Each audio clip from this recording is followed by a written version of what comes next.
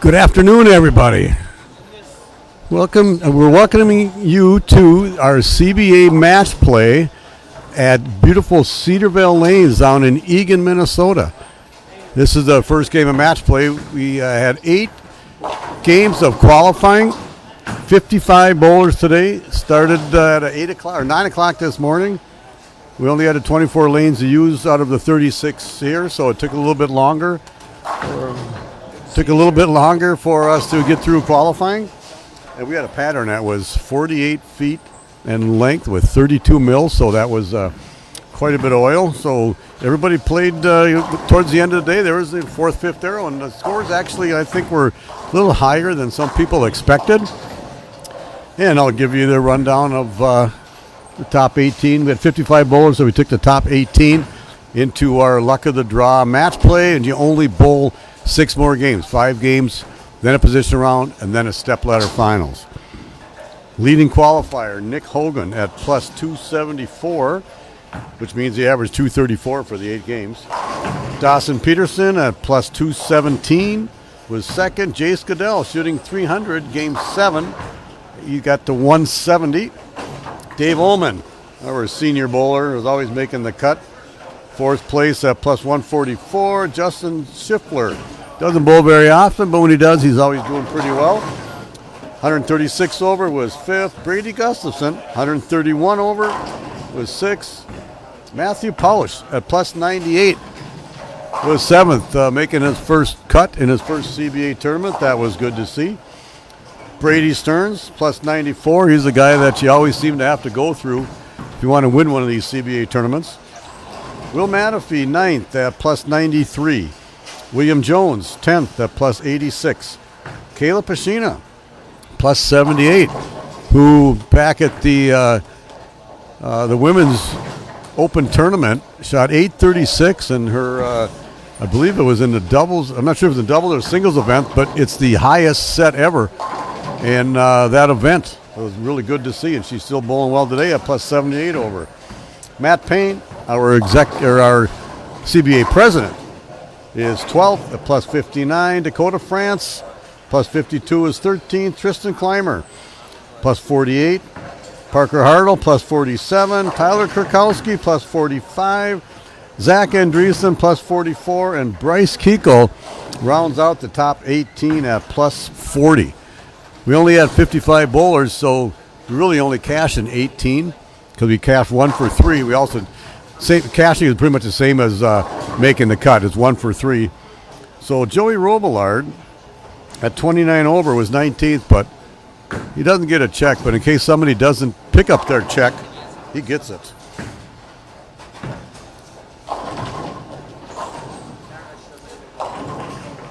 We re-oiled after qualifying. And then, of course, then you could make changes, surface changes to the balls if you needed to, which everybody did because there's quite a bit of oil put down. So I really haven't been paying attention yet where these guys are playing. We got Brady Stearns right in front of us. Nick Hogan's over off to the right. He's on lane 5, and he was our qualifying leader.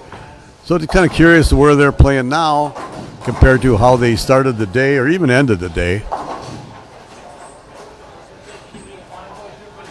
My guess is they're going to be a little bit tougher early for sure. But everybody's going to use some really strong, kind of dull surface bowling balls to get started here.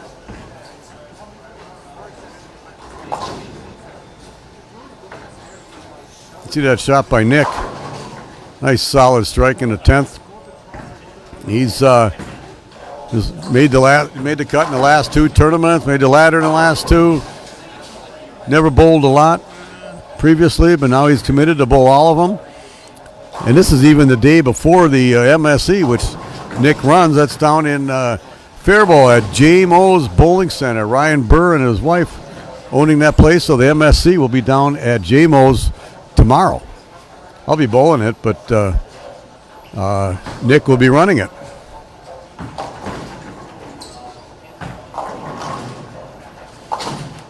You just watched Brady Gustafson kind of just trip a bunch of pins out to leave the 10 only, but Brady and Nick crossed today. So they both did really well making the cut. It's always good when you can cross with somebody that kind of helps you get stay focused. And when you go to pair, if you watch how that guy bowls and one lane hooks more, hooks more than the last pair, whatever, it's always good to have somebody that you can follow. Helps a lot. I am now joined in our booth by none other than our tournament director, Jason Hansen. Whew. Hi. He's been running back and forth, making sure you got this all set up, and it was a busy day today. There's only two of you.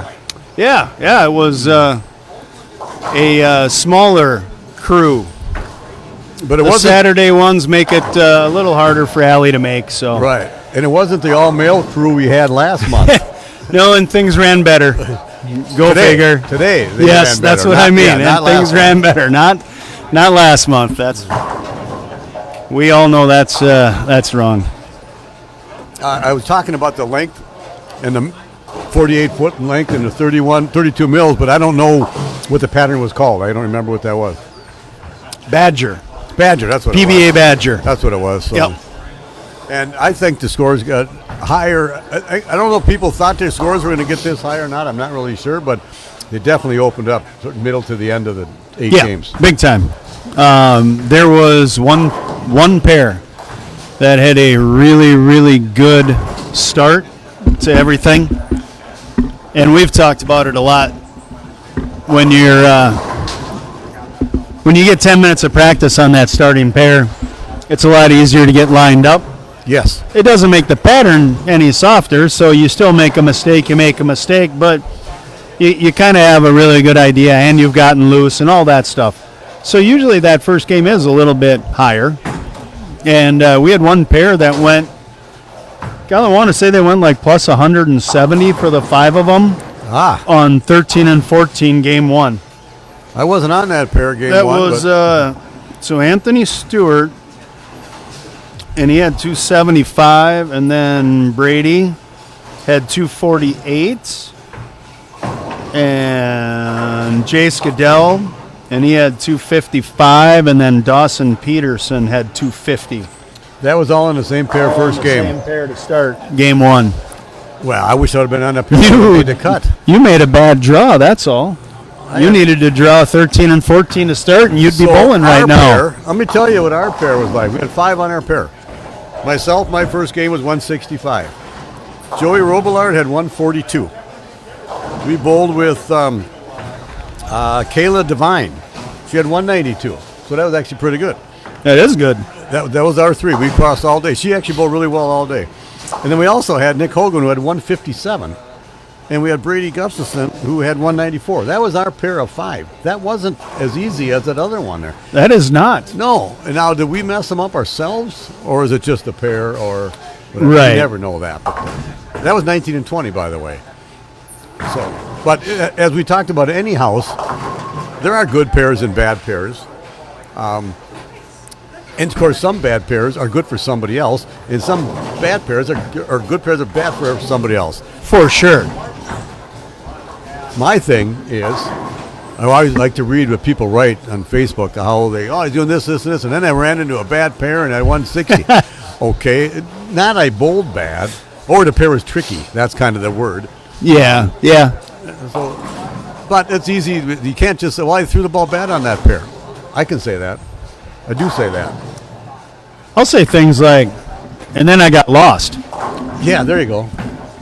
Because I will get to a pair, and maybe I have been bowling good, and I haven't been struggling, but all of a sudden I do, and it is different. But you're right, it doesn't mean that it's hard or bad. It's just different. Or tricky. It's just different. I like that. And then I got lost. And you know what it reminds me of? So I got lost for a game. There's a song. I can't remember the name of the song and who sings it, but it goes, and then I got high. Yeah. Afro Man. Is that who it was? That's the band. Yep. Yeah. Then I got lost. Yep. So sometimes I come across a pair and I get lost. Okay. I'm going to tell people that no, it wasn't tricky. Then you got lost. Yep. I like your thinking. I'm glad you know the music that I that I was talking about. Because half these guys that are bowling here today, more than half, have no idea about that. Oh, yeah. Yeah. All right, who's the oldest guy in the field? Oh, and don't tell me Brady Stearns. Man. Are we at, no, Davis Ullman. Oh, Dave Ullman, yeah. He's only 60, though. Yeah. Okay, other than Dave Ullman, let's look down. Matt Payne, he's in his 40s. Justin Schiffler, is he upper 30s to 40? Yeah, somewhere in there. Trying to look around here. Let's go. That's Jace Goodell's on 1 and 2. Boy. Matthew Pouch, and they got Brady Stearns. It gets real young after that, real quick. Pacina, oh, yeah, Matthew Pouch. And Brady Gustafson, they're both younger than Bryce Keekle, early 20s. Will Mateffy is 30-ish. And then we got Dawson Peterson over there. We know he's young. And yeah. And then you got Dakota France down there, so he's Parker Hartle, he's young. Tyler Kukowski. Zach Andresen. Yeah, he gets real young real fast. It really does. Yeah. Out of 18 bowlers, there's probably maybe like 12 that are under 30. Yeah. It's very similar to last month. Possibly, yeah. Yep. Well, wait, 1, 2, 3,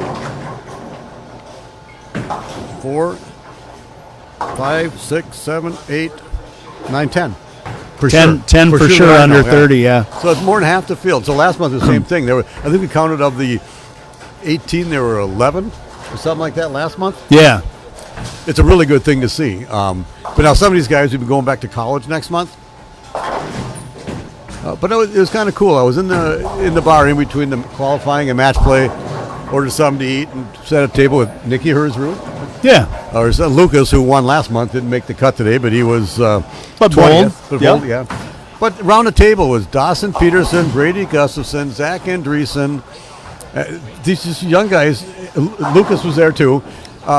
Just talking about bowling, and I like all the camaraderie with those young guys, and they got this bowling in common, and they hang out together. Yep. And it's a really cool thing to see. They're all going to grow up together, bowling, all these kind of things. It's really cool to see. I'm going to go fix these screens quick. They're a little off. Yeah. So we got rid of bowlers. Not 5 on a pair anymore. Oh, good point. Every place needs a tech guy, and Jason's our tech guy in CBA wise here. They can see, or Will Mateffy just threw that one. Obviously, he missed them all, but you can't see. He's got to raise up the score with one camera, and so he can see the ball hitting the pins with the other camera. So he'll get it, and then it'll be a lot better.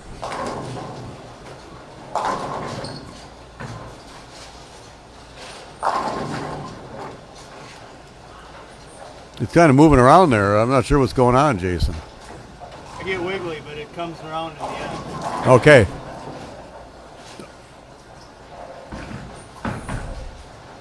Now we can see the ball hitting the pins, or in Will Mateffy's case on the last one, missing all the pins. Sorry, Will. There's the time delay. There we go.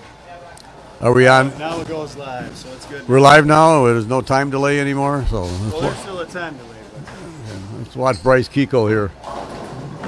Fix that up.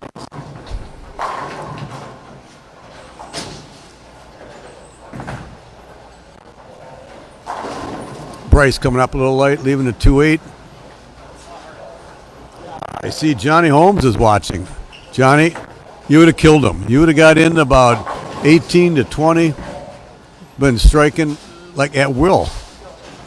But now you decided to go golfing instead. I know that.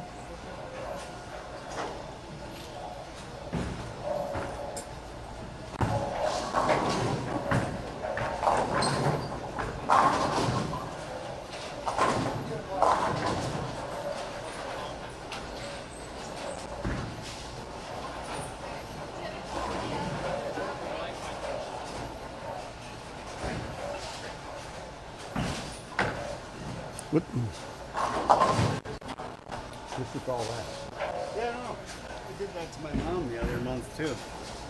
That's probably my fault. I probably need a reboot. That's Brady Stearns shooting at the 8-pin.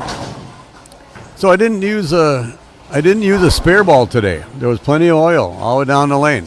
I tried to do my inner Dave Langer where, just, try to flatten it out here, kind of hook at stuff. I picked up every single pin that I left. And I left a lot of 10s and 4s and 8s and 9s. And then I chopped a 6 off the 10 once. But the only single pin I missed today? 5 pin. And it was kind of funny because, it's not funny, but I didn't focus on it because, I just want to throw it there. I focused on all the other single pins because I was, had to throw it differently, loft it, not quite back up, but straight and all that, whatever. So. Well, it makes me feel a lot better because at least I know somebody else has missed a 5-pin in competition. Yeah? The couple team challenges ago, I whiffed a 5-pin in front of all my teammates. They're slouches. They're not good bowlers anyway, so it didn't matter. Exactly. Nobody cared. Nobody noticed. Yeah, right. Yeah. I'm pretty sure. I got heckled for a while.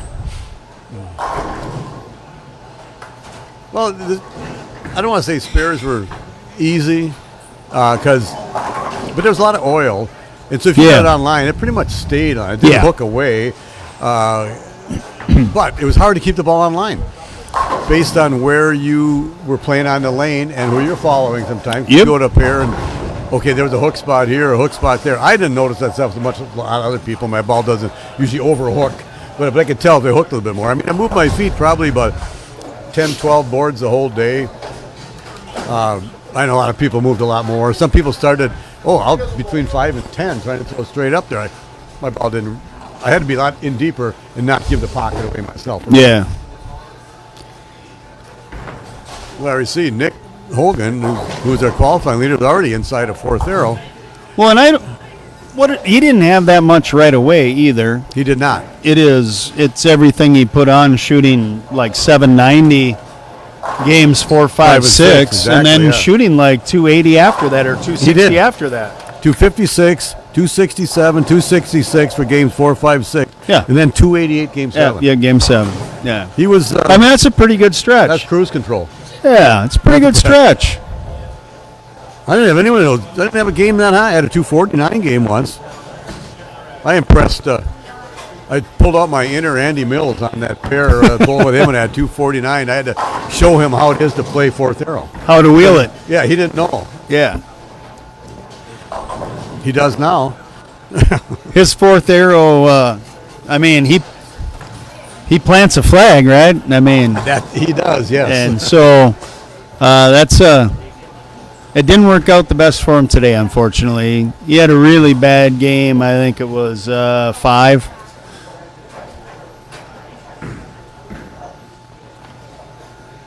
I just remember it was first game of second brackets. Yeah. Yeah, we're gonna tell everybody because he didn't do it very well. But he had 137. That'll take you out of most of your brackets. That and making the cut. Well, when the cut is going to be a plus, what did we get to, 40? Yeah, 40 even, wasn't it? Yeah, and that's what I thought was kind of high. Yep, yeah. I didn't know what to expect. I just knew there would be a lot of oil. I knew I had to play in. Yep. And I was hoping I could just keep the ball in play.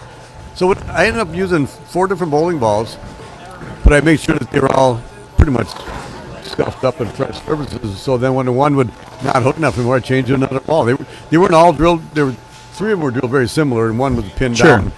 And so I was able to say, okay, just by changing bowling balls, but I should have changed. Thinking back, I always try to go back and see how I did. And this game here, if I would have just changed sooner, or maybe moved in more sooner than the 8th frame, and maybe the 3rd or 4th frame after I figured something out, I didn't do it quick enough. But luckily, that Dave Ullman made the cut that gave me the chance to get the bonus senior casher. Right. Yeah. Yeah, we don't have any cameras going right now where any of the action is still going, so it'll be a couple minutes before we get another match in front of us. Looks like we got Matthew Pouch on 3 and 4 here waiting. Nope, looks like it'll be Brady Gustafson, so that's looking like who we'll probably start with here. So I mentioned earlier, this is everybody bowls 8 games of qualifying.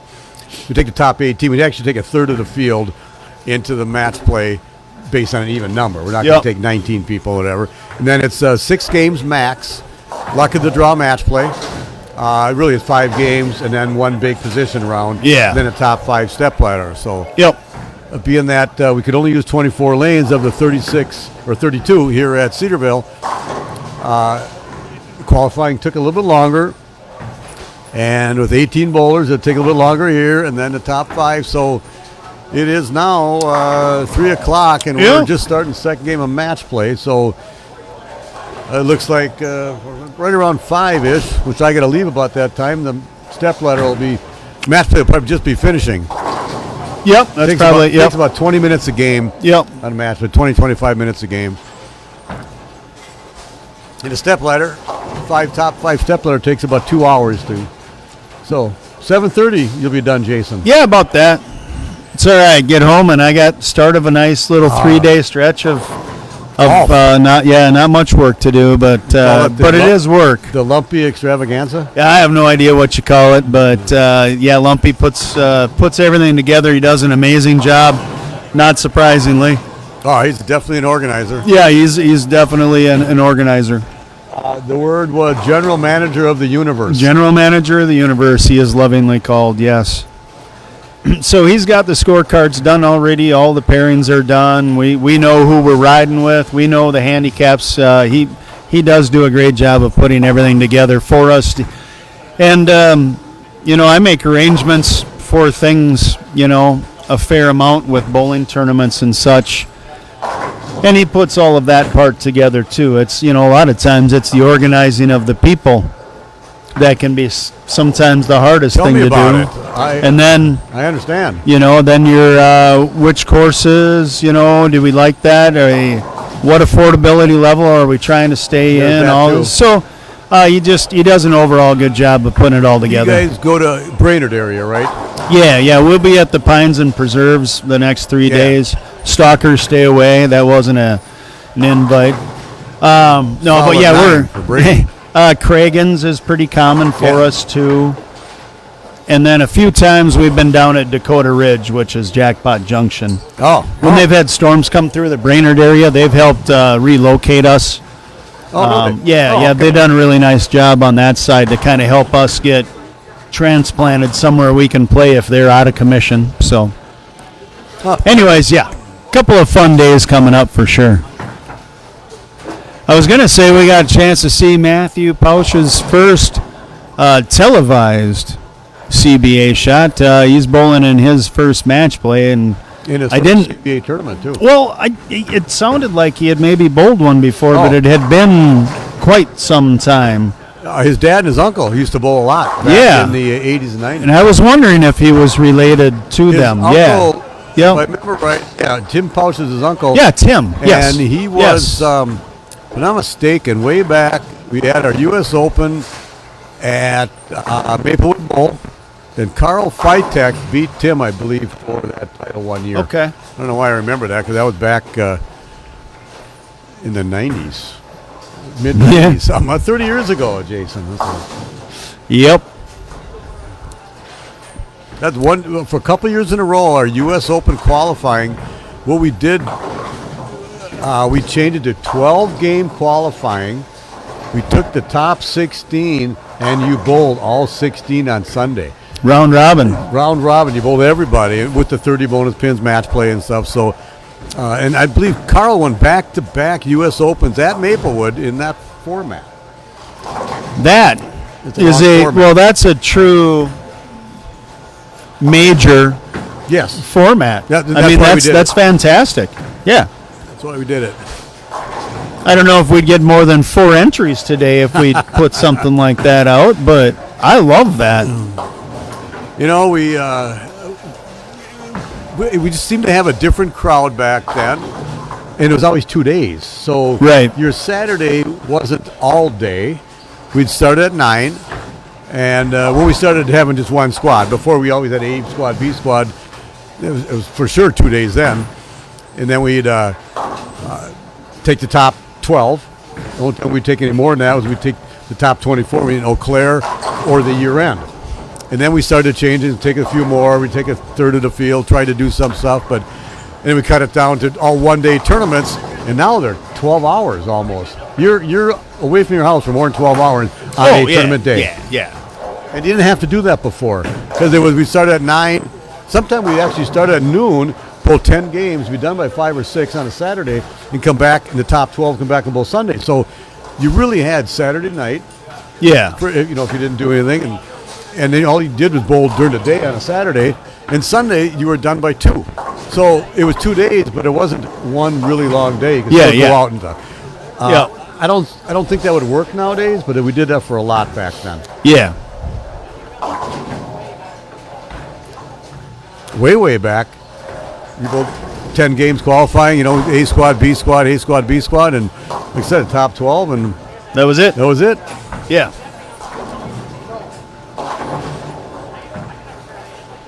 That would be, one of the first ones that I ever bowled was at Minnehaha, I believe. And it was the, 10 game. And then Sunday was, the round robin bit. So it was still the old format. But it was one squad, it wasn't AB. No, I'm trying to think of when we did the one squad. We tried to make it fair. It got to be... say Eau Claire. B squad was the squad to bowl in Eau Claire, so everybody wanted to bowl B squad in Eau Claire. So we had to come up with a plan, and not a plan, and also something to make it fair. So you couldn't, if you wanted to bowl Eau Claire, I can't remember how we did that. I do know you had to bowl the one before, which was always up in Duluth at Incline Station. And that's back we still had A squad, B squad. So whatever you bowled in October, A squad, say, then you would get B squad the next year in Eau Claire. Sure. Or vice versa. Yeah. Well, then it got to be people wanted to bowl A in Duluth all the time, so they get B in Eau Claire. So then I had to keep track of just how you bowled in Eau Claire. The year before you're on B, this year on A. And I had all kinds of records that I had to keep track of just because I had to make sure to try to get it fair. And your first tournament of the year... Thank you. Could not be. Thanks, Stacy. We got the scores after the first round of match play. Thank you. But your first tournament of the year could not be Eau Claire, or if it was, you were A squad then. So it was. We used to get 200 bowlers in Eau Claire all the time way back then. So. Right. But there's a lot of figuring out stuff back then to make sure we try to keep it fair. Right. So the one squad is way better. You don't have to worry about anything there. So agreed. Stacy just brought us our results after the first game of match play, and pins did not carry over. Yes. You're laughing about something over there. I don't know if... I'll tell you later. Okay, so Justin Schiffler shoots 248. Win. Caleb Pashina, 236 and 1. Dakota France, 226. He won. Parker Hartle, 201. He won. Tristan Clymer won with a 200. Zach Andresen lost at a 224, but he's 6th. Brady Gustafson won with a 183. Will Mateffy won with a 176. Matthew Pouch won with a 174. And William Jones won with a 172. So this is kind of a, what do you call it? We call this, like a fast-moving thing here to get these 5 games. You want to obviously shoot. It's a sprint. It's a sprint, not a marathon. Yeah. Yep. When they had the carryover, it's kind of more of a. I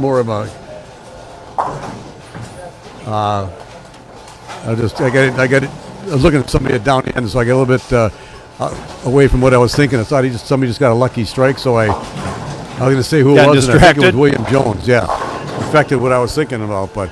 Anyway, the marathon is when we have the 10 games of qualifying, or 8 games of qualifying, and carry over pins and match play. So you want to just keep staying on top and bowling well the whole day. Yeah, and I was going to say, you having to keep track of, you bowled A squad last year at Eau Claire, B squad this year at Eau Claire. Next year you'll be back to A squad. Thing is kind of the same as like we got to have pins carry over, pins don't carry over. Right. We re-oil and we don't re-oil, and then we use all 4 combinations of that throughout the summertime, basically. Yes. So that, some people, there's an advantage, or they feel that if the pins carry over and they're in 18th place right now and they're 260 pins out of first, they kind of have a defeatist attitude and they've kind of quit and like, I can't get there. And there's nowadays it's kind of like you got to have some variety, and and that's why you did the Bowler of the Decades, to add something, and then that's also why you did, we have different formats for it. It adds a level by having the roll off at the end of the year, but it also adds a different format for us to use during the season. And I was talking about that today. You mentioned being that you brought up the Bowler of the Decades, which is the Locker Guy Bowler of the Decades. This is like 6 years ago now, I think. We sat down at your pro shop when you were still at Sunray, was it? Yep. And we were discussing, I want to do something different because it got to be 8 games of qualifying, the top third of the field, 6 games of match play, carryover, non-carryover, whatever, and then step ladder. It was the same thing over and over, and I thought it'd get a little bit, I don't want to say boring, but just same thing happening on this. So repetitive. Yep. Yeah, we changed it a little bit, and they're different formats. We have some elimination type formats and whatever, and I think it's kind of nice. And now some people, it was talked about today. It's like the 7th game. I was bowling with Andy Mills and stuff on a pair, and Nick Hogan's right next to us, and Nick's liking the he would have liked the carryover pins today because he was leading qualifier, and Andy goes, well, I might just barely sneak in, and so I'm glad there's no carryover today. So it's going to affect you depending on how you want to make it affect you. Absolutely. But I mean, personal belief is that's the case more often than not.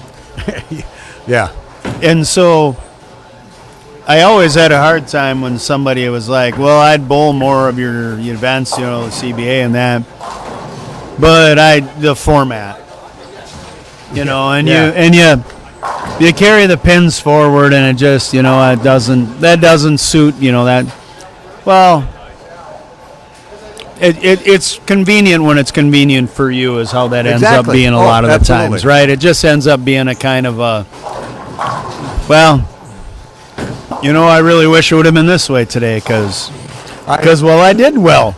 Way back when I was running, the people would say all kinds of stuff, and it was always reasons to not bowl.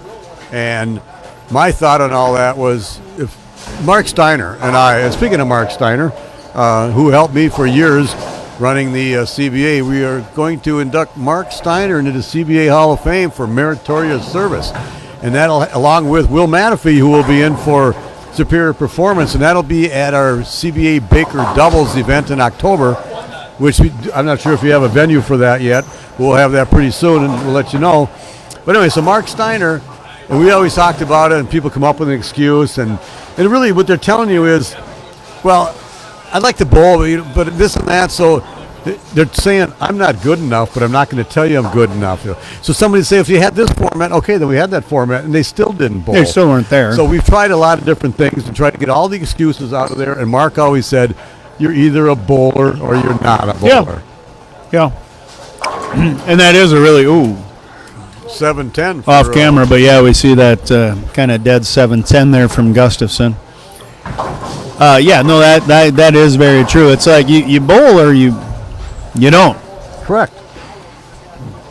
Not going to favor you all the time.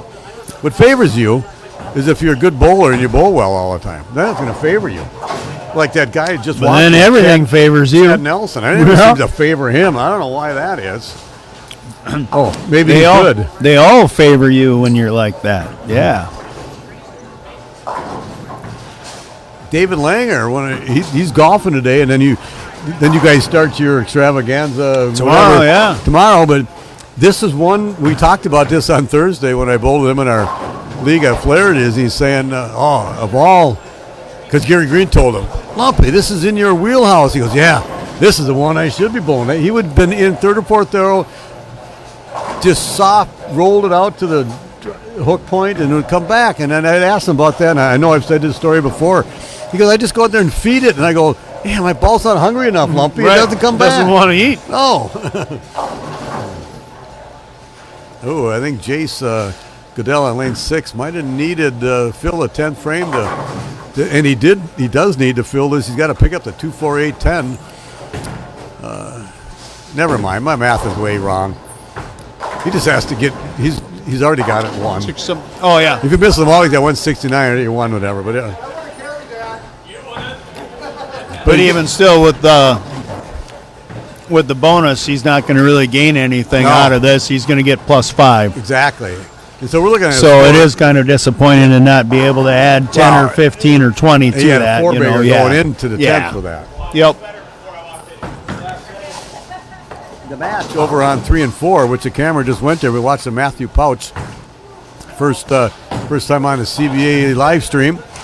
And he had a double going in, and that was the second one in 10th. So he's going to have 175. He picked this up.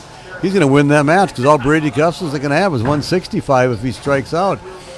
710 is going to be a definite factor because he had, I don't know what the split in the 7th was, but he had that strike in the 8th. So. Yeah, even if you don't leave the 7-10, you just leave the 7 or 10, you can pick up the spare. He at least has a chance. Yeah. Yep. Scores are definitely lower. There's somebody over there who's got 81 in the 7th with a strike up, and over on 1 and 2, Brady Stearns had left the full Sodi a couple frames ago. Open there. Brady comes back and slams a 10 into the 3 for a strike, however that happened. Well, we've also talked about this a lot. We had the re-oil. I mean, when it was applied this morning for us to bowl on, it's applied over the house pattern. Correct. Maybe that's why 13 and 14 looks so good. Under the fresh of this, maybe there was still a little memory there, and it just gave a little extra hook spot for him to find. But nonetheless, or they're good bowlers. Now, I mean, that memory's gone. Correct. Second time applied today. Right. And so I expect usually to see the match play scores go down when we have that re-oil. They get a little harder. Especially when it's a tough pattern to start with. Yeah. And this was, like I said, a lot of oil, long and a lot of oil, and I kind of knew what to expect. In saying that, like I mentioned a little bit earlier today, it's still, scores were higher than I really expected. But once people got in, a lot of people played in to start with, of course. There was really no urethane going down the lane. A few people tried to play up between 5 and 10, like Brady Gustafson did. His first game he had 190, then he moved in. He started bowling a whole lot better than that. But that was one way to, the first game, if it's not set up, you got to try to just get through it and try to get it, straight clean and, get close to 200. And then they opened up. People, I don't know if anybody got any deeper than like fifth arrow. I didn't see too many, but it definitely held up. I was still using I'm still using a fair amount of surface in the last game, but I still got the ball through the heads very easily. Yeah. And that's, I thought this place, pretty nice lane-wise, but now they're getting brand new lanes. Yeah. So how old are these here? Do you know? I have no idea, but they got brand new machines too that are all coming in. Yeah. Oh yeah, lanes and machines, right? Yeah. I didn't know about lanes. I only knew that they had machines only. I knew they had the not brand new style, but they've got the newer Brunswick system coming in, I think. And I know they got a scoring system coming in, I believe that's called the sync scoring system is going to be installed as well. But I know they've got new Brunswick pin setting machines so that are coming in. They're not really getting the lanes? I don't know that there's any lane panels being done. I didn't think it was that long ago they did lane panels for the PWBA. Okay, now that you mentioned that, I'm kind of thinking that. I thought they had to do like maybe 4-ish, 5-ish years ago, and it could be a little, but I thought when Brent started getting the PWA coming here, that they did lanes one of those years. I could be wrong. Now that I think of it, I think I'm old enough to have I have second thoughts and not bad memories. So yeah, you misremembered something. Yes. So watching Brady Stearns on lane 2, he needs. So he tripped out a 4-pin to give him 154 in the 9th. He needed that strike. Now he just needs to go. Any spare gives him 194. He's going to win that match. So if he only goes 9 spare strike, he ties. So he needs to leave a makeable spare to win the match. And, you know, the 30 bonus, he's only going to shoot 190, or 170, I mean, but maybe 180 if he doubles. Yep. He's going to gain a little bit, but there's a 224 over there, so that whoever had that gained quite a bit on the field. Yeah, but obviously they're down quite a bit. And it did take a while for it to open up this morning or early afternoon. They weren't really great. No. I mean, like Nick, again, it was games 4, 5, 6, 7 that he really made that run. Right. And so, you know, by then we were probably noonish or after. So, anyways, it takes a while for it to set in. We're barely going to get to that by the time we're in the step ladder because there's only 2 of them on a lane now. And we had 5 on a lane during the qualifying for most lanes. Yeah. And so I don't know if we ever see them crack open to the point of where we got anybody shooting those kind of scores. The only reason I don't know if we have enough time. The only reason I think there would be is everybody's playing in the same part of the lane. That is true, yeah. And they were playing in with surface and strong balls right away. So, that was, I think, Tyler Krakowski who had that 224. And there is nobody on camera pairs right now, so sorry at home. We don't have anybody to switch to at the moment. Again, with 18 bowlers in the field, we're stretched out pretty wide right now. We still have 1 through 18. Well, we will have somebody that we're using. So, we will have people. Oh yeah, there will be someone here. I'm just saying it's a minute before. Right, they're down in the some of those matches down there actually get done, and I think Nick Hogan's going to lane 3 and 4. Yeah, it looks like we can jump there to at least get somebody on camera.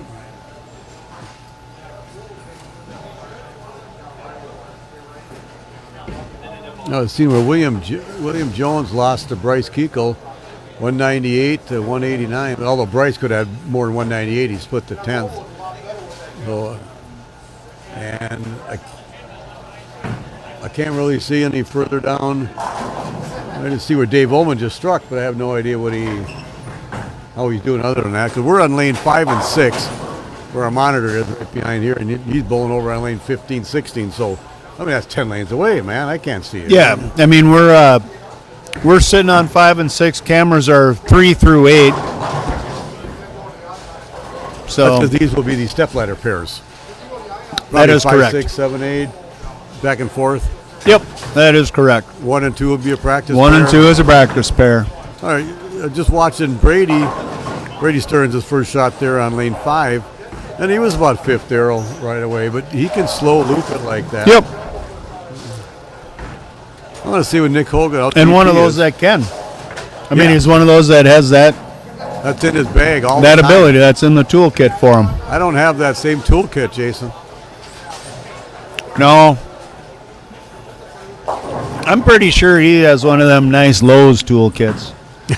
I got, And not Home Depot? The garage sale toolkit.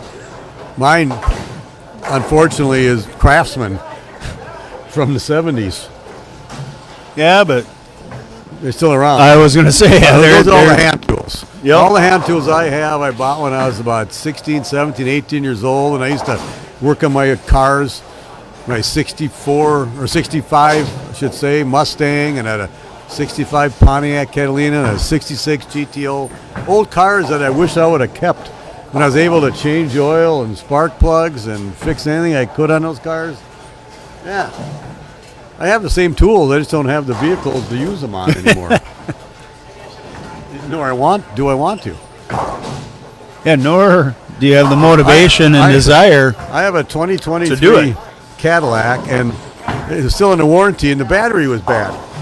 And it was in my garage. It didn't start after I was gone 14 days once. So Key Cadillac came over, and they brought the battery, and I watched the guy replace the battery in my car. And here's the mechanic been around for a long time. He was in his early 60s, so he was a mechanic for at least 30-some years.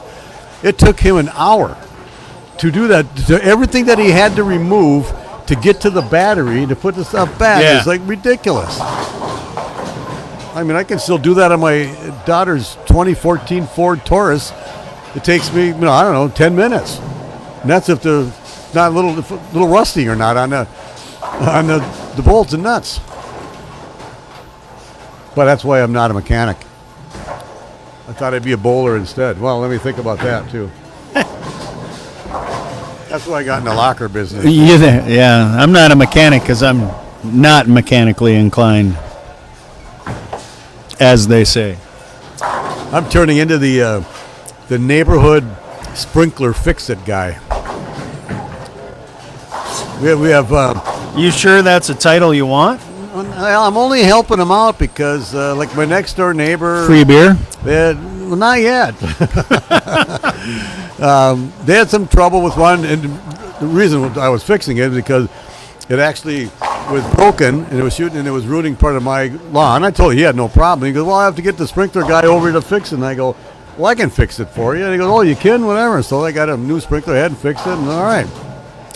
And then and his hose was leaking, so I said, "I'll fix that for you." He's 83 years old, so I have no problem doing that. And now I got new neighbors across the street and next door to me. They both just moved in the last couple of weeks. And one next door, their sprinklers are kind of messed up. And I go, "Well, I can change that for you. I'll fix that." So I'll be doing that this week. Because they don't know. Pretty soon, they're all going to talk to each other.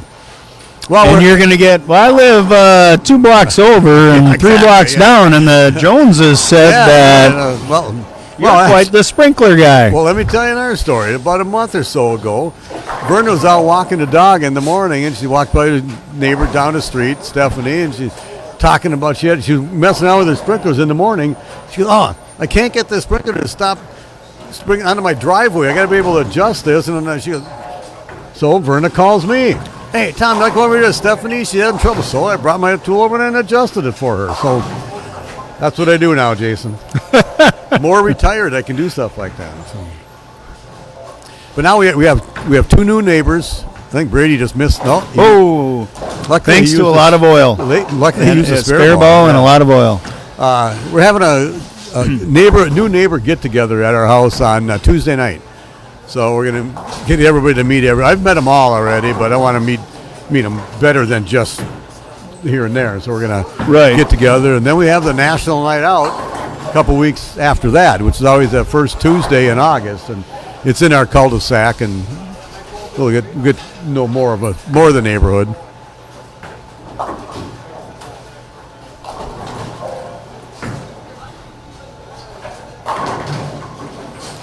Well, if you saw that shot on 4, that was Nick Hogan with a couple of big messages there. But he had 33 in the third with that strike up, and Jay Scadell went strike 5-3, so he's got 51 in the third, but he's got an 18-pin lead.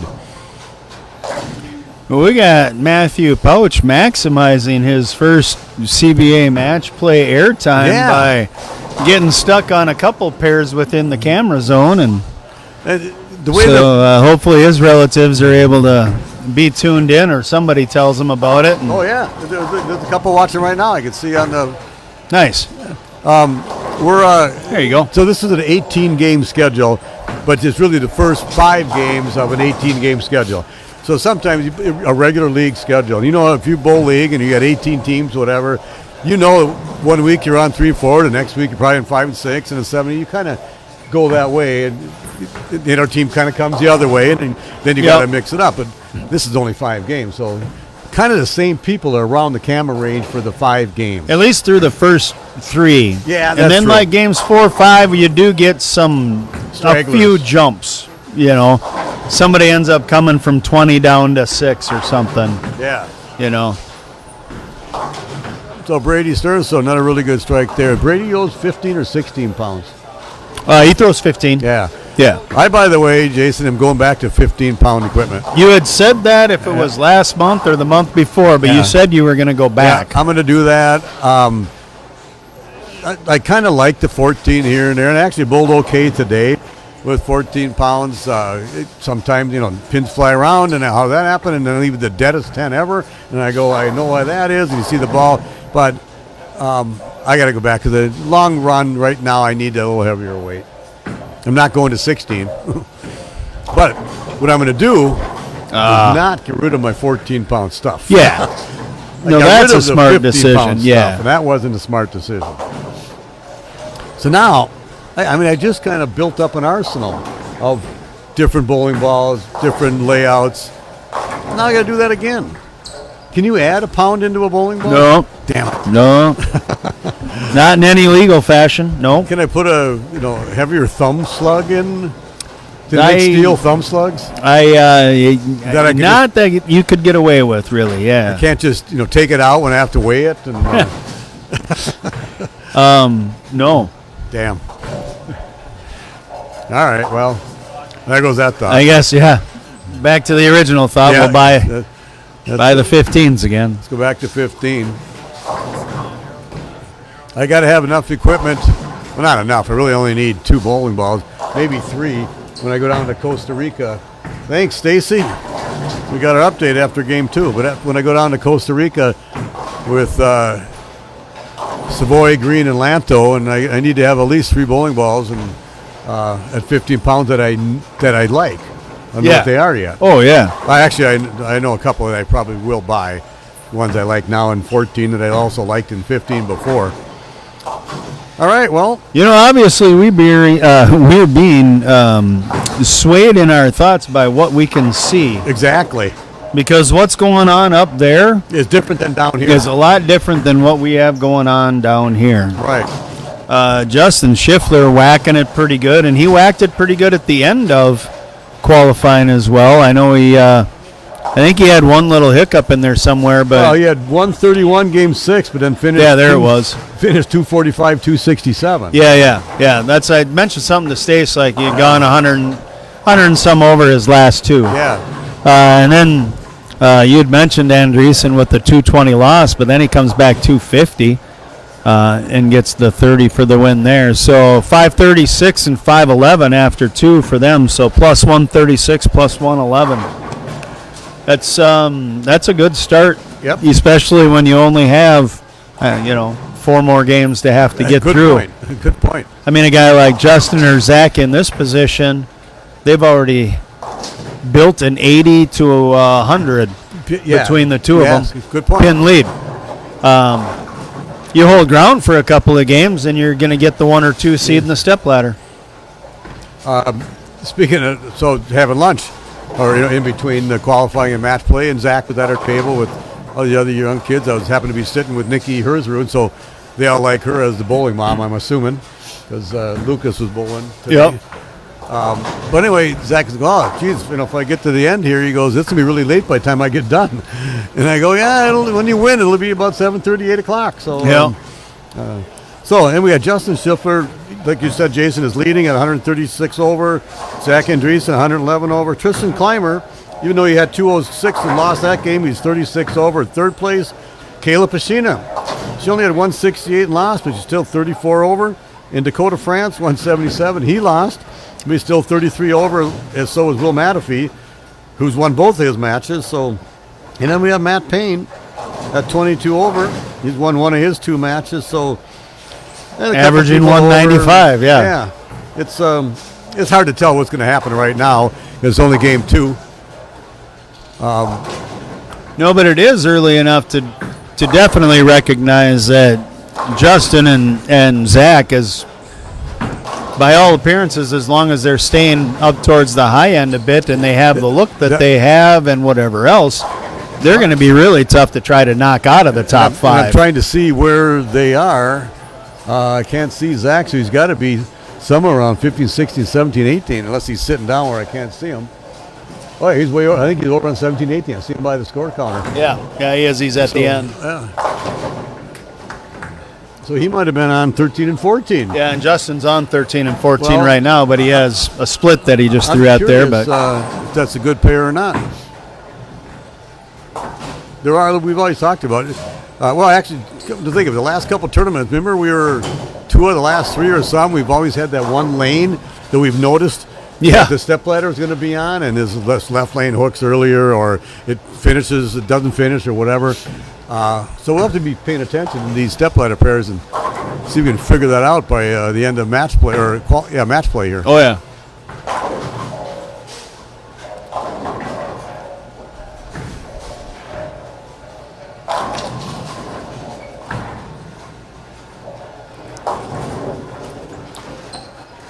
You got Dawson Peterson here for a 3-bagger. Oh.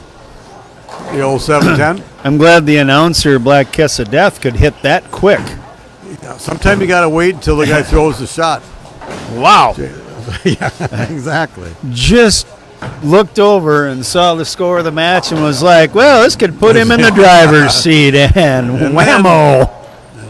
You know, those. Never mind. You hope you at least get one. I mean, or leave one or the other so you get a chance for a spare. Right. I like to listen to people and talk about their scoring and they know their game. Like Mark Steiner, bring his name up again. He used to call me the bowling bartender because, in your same way now, people tell you how they went, how this game, the score went, whatever. Yeah. And it's always like this, and that. He goes, then I left a pocket 7-10, and I go, how many other 7-10 shots are there? They're usually pocket 7-10s. And, very seldom you go right through the nose to leave one. Yeah. But now it's always a pocket, like, okay, I threw a really good pocket 7-10. Not just I left a 7-10. Well, that's because then Yeah. They threw a great shot, and this was not their fault. Yep. Yeah. I was bowling with this Kayla Devine today, and she bowled well, like I mentioned, most of the day. But there was some guy who was having trouble with the approaches early on, and he would like stomp his foot when he was up there, and he'd come back and he'd try to, slide. And she goes, well, God, he's doing that. And I go, he's just trying to tell everybody that he's sticking all the time, and that's why he's bowling bad. Yeah. 'Cause that happens too. Yeah. You want people to know why you didn't do this or that. The nonverbal communication exactly. I am way better than this. And I know I've done and stuff this like is that what's stopping me. at the approach. And it's funny because we're all back here. We know that anyway because we see that. We've been around. This is not our first rodeo watching bowling, Jason. No. Seen a few matches. I might have to leave like right around 5:15. And you might have to have somebody else join you in the booth here, Jason. We might need some help. Might need some help. And there's a young lady. I can call her young because she's 20 years younger than me. Sitting right next to us here that might need to join you in the commentating in the booth here, depending on if like they're, how Matt if they're Payne still does here. or Yeah. Well, that's part of the deal. You have to have a little beverage. Speaking of that, I'll be right back.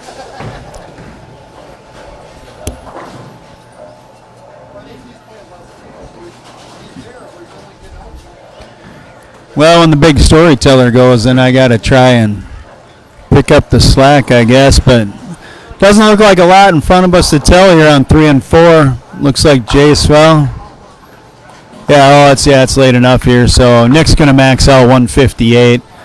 So Jace is gonna grab 30 bonus here, but that's still gonna be at best only a 204 with that bonus for him. So.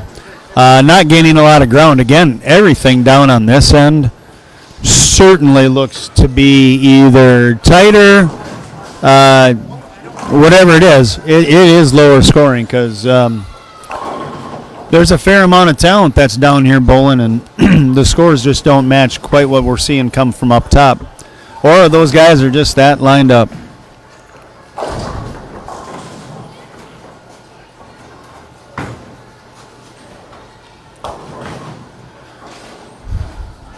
That shot there just off screen. We'll jump to that pair quick. See that would have given Matt the opportunity to shut out Brady. Now as it stands, he can't do that anymore. He's going to get to 187. Brady can still get to 194 if he punches out the 10th here. So,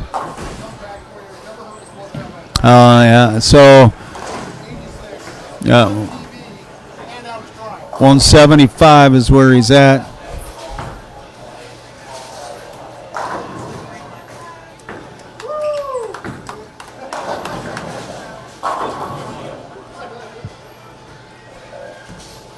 He did make it, though, to where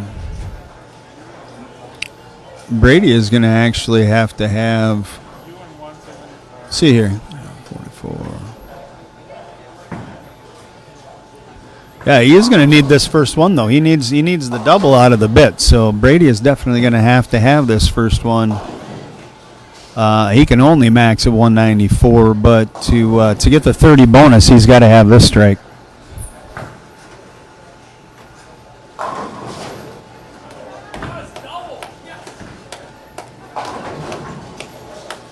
Oh, wow. Just a little light kiss, wrap around on that 9-pin, the 4-9 crumbles, and well, he's got himself a 30-pin gain.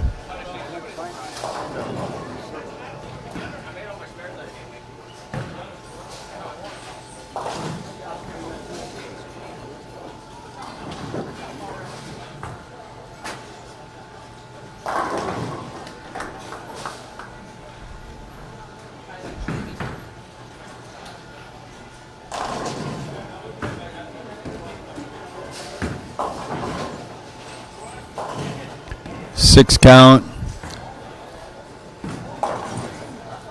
It's enough, though. He's already passed him, so he will get the 30, but you can see he's really frustrated, too. You can say you don't have to hit it. He's seeing some overreaction than what he's wanting to see out of the ball, at least. And he had mentioned earlier that you didn't have to be. You could be nice to it. You didn't have to really try and wrench on it to get reaction. You could be a little nicer, yeah.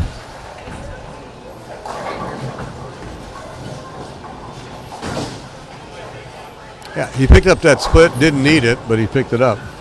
Well, we went through the whole, he needed that one in the 10th. The first one in the 10th he needed, and he had a 4-9 standing in front of him. And he got a little fortune to work his way and rolled that 9 around, and that was all he needed then to get the 30 bonus. But again, like a lot of matches down here, you're getting 30 bonus, but you're going plus 10. You're not the two guys that are really whacking it are getting to about plus 70 each game. Right. Well, Brady, who going into that game was 17th out of 18, he went 143 and lost, 183 and won, 180 and now he's won. So he'll move up a few spots, but he's got a long way to go. Yeah. And only 3 games to go. Right. That's why I said I think it's going to be. I almost feel like like Zach and Justin are going to have to trip and fall. I'm going to go and look and see how they're doing. I'll be right back. To kind of have them drop out.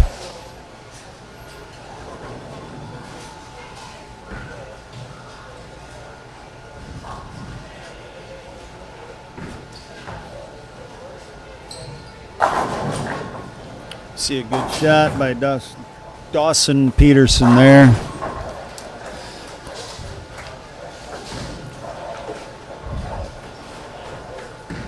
So he's got this match wrapped up. He'll get the 30 bonus, but it is the same theme. He's going to nab 30 bonus. Oh, thank you. Or he's going to nab the 30 bonus, but he's only getting it to like plus 9 out of that. So very, very common theme. A win, 30 bonus, plus 10.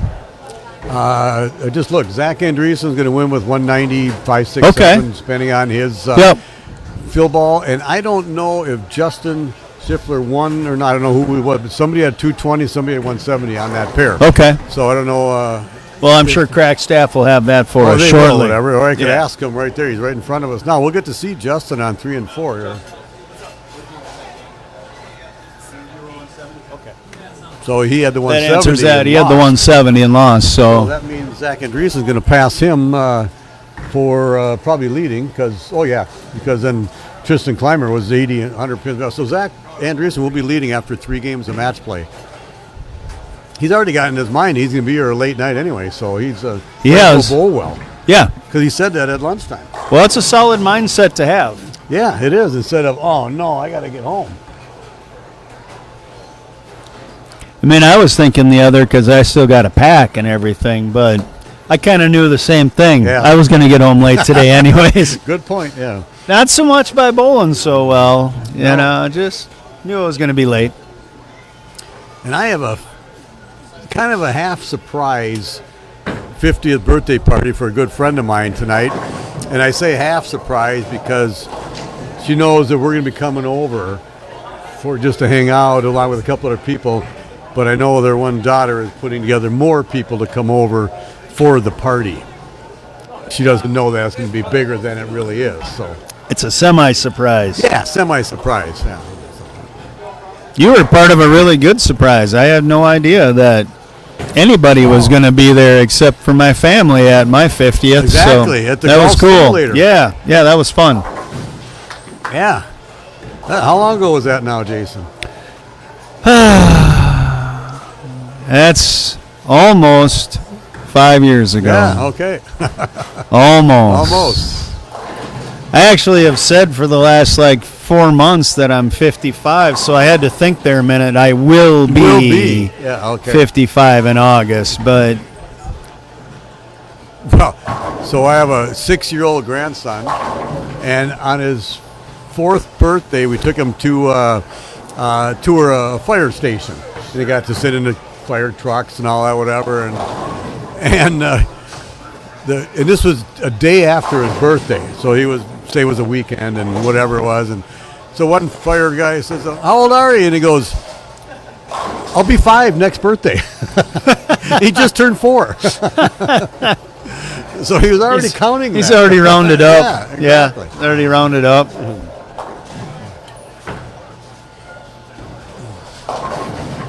So watching Tyler Kowalski get a lucky strike there, but watching him with that strong ball and all those revs at fifth arrow and the ball not hooking Yeah. through the. All right, Tyler, I saw all of it. Yep. Yeah, that tells you how much oil there is. Right. Yeah.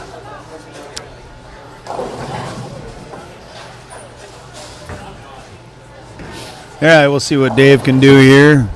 Well, the first frame wasn't very good. And that looks similar. At least he got a spare of the first frame.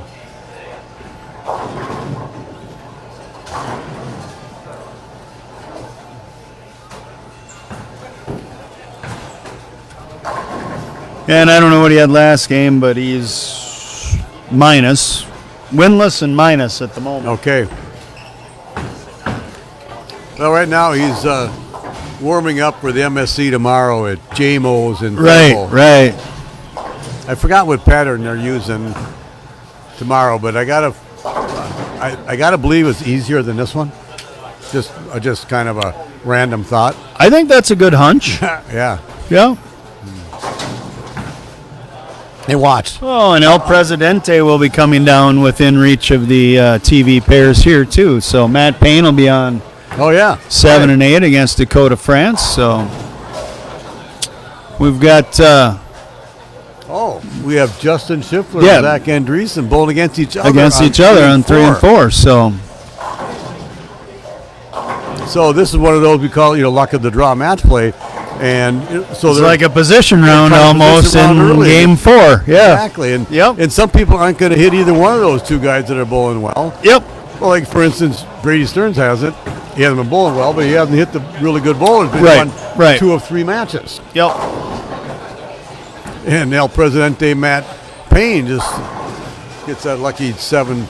I want to say lucky because the pins flew around, but could have stood and it didn't. A very splattery. There you go. Different word for lucky. And Dawson Peterson puts the 4 in front of the 9, shooting for the 4-9 on lane 1. Wow. He's just laughing about it because what else are you going to do? You already threw the shot.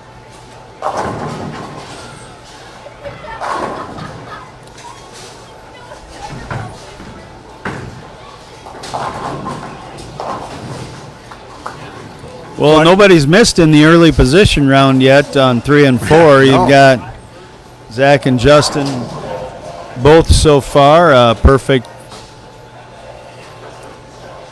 So I got to mention, because I'm hoping it's going to happen, and my teammates, Joey Robillard and Rob Clements, are on the cusp of winning the USBC doubles championship title. I should say that the last event, the last doubles and singles squad at the USBC Open is Monday the 28th at 11:30 in the morning. And so we're planning on going out that night with our Laker thing just to celebrate their win. And we bowled it May 1st, and so it's been 2.5 months, and I sure hope nobody beats them now. Yeah. So I don't know what's out there waiting to come in. I mean, I think most. Well, I thought like most of the really, really big teams have come, but that doesn't mean that somebody small can't. Right, exactly. Lesser known show up and do it. So I don't know if you saw on lane 4 where Zach crossed over for making a double on lane 4. We'll see what he does on lane 3. Solid strike to make the turkey out of. To make it matter. Make it matter. Yeah, to make it matter. Yeah. So Joey and I were talking this morning. He's trying not to look, and I look all the time because I want him to win. But he goes, I saw some, and it said open whatever 1592 double score. Well, it was the Bowler's Journal that had the 1592 doubles, and I thought the same thing. Right, I go, no, that can't happen, and sure enough, it wasn't, because they had 1494. Joey had 750 and Rob had 744, and they were. And I remember Joey needed the second one in the 10th to take the lead. If he goes 9 spare, they're tied with the people in second place. So the worst I was hoping that he'd at least get 9. The tie is basically the same as winning. Right. 8 would have been bad, but he got the strike and then 9 after and whatever. So. That was really fun to watch. And then in singles, Joey comes back and shoots 299 his last game for 707 at 2050 all events. So it was fun to watch. Pretty fun trip for him. Oh yeah. Yeah. We share that stuff. Oh, I know, but I mean him personally. Yeah, I know it. Yeah, he had a pretty fun trip. That he did. So we'll see what Justin does here on lane 3. Yeah, we're all square through 3, and if it stays tight like this, we can. They might as well just both bowl a good game. And well, I clicked over just in time. You did. Good golly. Yeah, that's the jinx of the commentators. Yeah. Just when we're going to show you off, you know it. Yeah, right. And you get nervous. So we have to give a shout out to our good friend and CBA titleist, past Brent Prentice, here at Cedarvale Lanes, and along with Craig McDonald for hosting us. And good spare, Justin. No big deal. Good spare. This is one of the nicest venues in the state, and we'll be one of the hosts for Junior Gold next year. Right. So that's extremely cool. And the PWBA stop they have here. But it's a really great place to come to. The place is spotless. Craig McDonald has been the lane man here since I don't know when. But he does a very good job. They got a new oiling machine just, a month or 2 ago or something. So it's fun to come here. Yep, they have the Atlas machine, which is quite a piece of equipment. See what Zach does this time. And, I mean, it's beginning like this week, I believe, that they start tearing everything out. I mean, I think we booked this at the tail end of when they could have us, and it's... Well, for some reason, that's why I thought they were getting new lanes, but I don't know. They're getting them from the national tournament in Baton Rouge, right? That's what I thought I heard. They're getting... Or the pin spotters... I don't know now. Coming from Junior Gold. No. I thought they were getting... Yeah, I think you might be right. From... See, I thought it was the machines. If somebody knows, Lanes getting the lanes and machines, or just the lanes, or whatever, from the USBC tournament that was just held in Baton Rouge this year. And Tony, thanks for the Dick Weber pattern for tomorrow MSC. Thank you. As Zach Andresen leaves the solid 10. he'll pick this up because I know he will. I know he'll focus on it. And when he focuses on his spares, he's really good at them. And as we mentioned, Zach shooting that 197 last game and winning took over the top spot at plus 138. And Justin Schiffler with that 170 and losing is at 112 over. But Dakota France at 220. He's 90 over. Tristan Clymer, 222 and 1. He's 88 over. Will Mateffy, 214. He won. He's 77 over. So it's getting a little bit closer. Brady Gustafson at 24 over. Zach.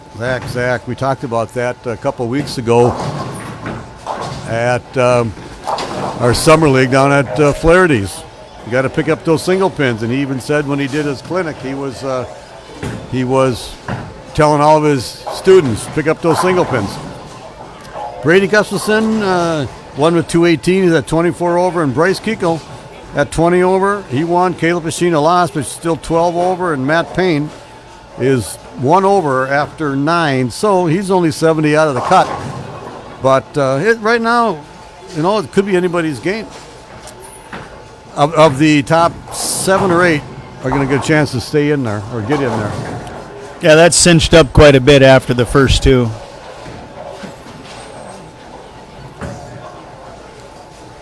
With Justin going back, the extra that he had on Zach, and then Zach just barely kind of getting over, plus with the bonus. Yeah, right. The rest of the field, or not the rest of the field, but a chunk of the field was able to catch up a little bit. Jason, you are correct. Al Houston just got back, and his understanding is that Cedarvale is getting the machines and the scoring. The machines from Baton Rouge and new scoring here. And, okay. Yeah. Al says in Owatonna they're getting 4 of the machines for Owatonna. Oh, well, that's nice. Yeah. So it's good to know. Thanks, Al, because we don't want to say the wrong thing. Yeah. And I was totally wrong there. But then, as you thought about earlier, I thought they had new lanes here not that long ago. Yep. Yeah. So now that with Justin and Zach match, it's pretty much tied up, 117 in the 5th for both of them. Zach tied up. He needs to get a strike here to make sure that he doesn't lose that counted fouling frame, possibly. He'll throw the ball in the pocket because Zach does that a lot.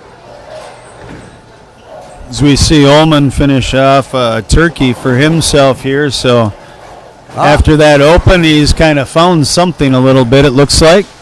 And Tyler Kukowski has a couple opens out of the last 2 frames.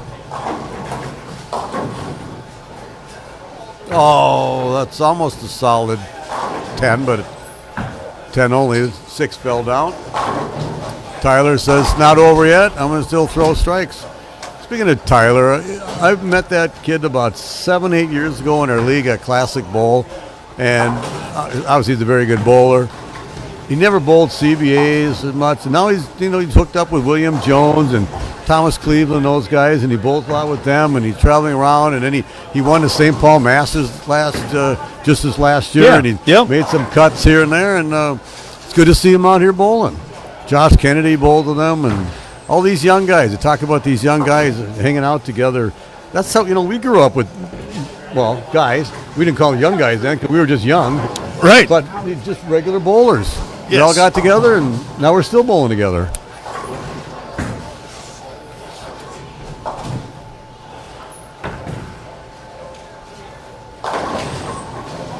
Wow, a 4.79. All those revs in the ball never hooked early. It's amazing to me.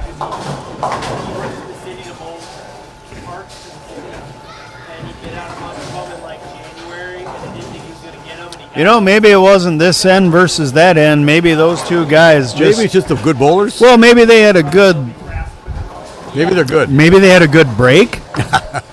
Well, I mean, because now they're kind of struggling like the rest a little bit, or at least coming down a little bit, Except for this game where they're going against each other. Yeah, right, yeah. Well, Zach came back on a strike there. Justin can take the lead here with making a double in the 7th, but...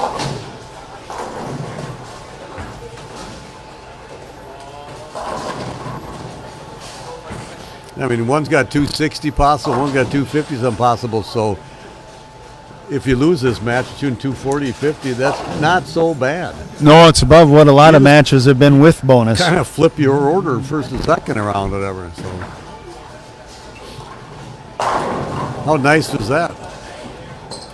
Pretty good. So Pretty good. You probably have to. I know you always go through the pairings, who's going to bowl what pairs and whatever. These two guys, if they both jump in position round, will not be on 3 and 4. I'm pretty sure you will. No, we'll probably have them off camera. Off camera, you're right. Yeah, just to save the step ladder pairs. So they haven't been on them a lot. Yeah. But I was just making sure everybody knows they would not be on this same pair. Yep. At all. This truly is luck of the draw. You get to watch them only because of luck of the draw. Yes. I was going to say, we're at a little bit of an angle, and I thought that he got that one in or short-armed it a little bit like I do a lot, and he paid for that. But the old 3, 4. Yeah, I still don't 7, think 10. they're wide open or anything like that. I don't think they're wide open, no. Looking over, Brady Stearns just a shot 10-pin. He's going to have another 180 pace, and that was a big mistake, man, by Justin. He's giving away them all. That gave away at least 4 pins. I know he's probably going for it, which you kind of got to go for it, but you got to go for it kind of at least hit the 3-pin.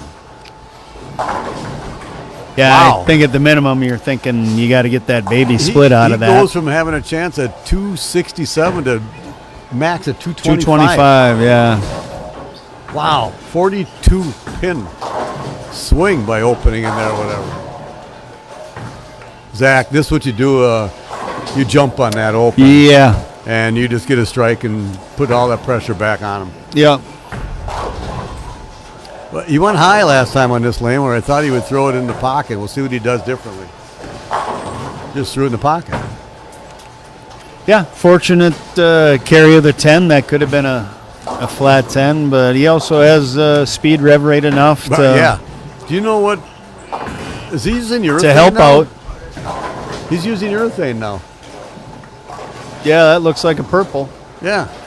So the little joke, bowling crossing with Brady Gustafson the first game, and we're talking a little bit before we started bowling, and there's a purple hammer on the rack, and I go, Brady, is that yours? And he goes, yeah. I go, well, it looks kind of dull. And he goes, well, I went to Zach Andresen's clinic, and he said, better have your purple hammer at 500 grit. So he put a 500 grit. Well, that is dull.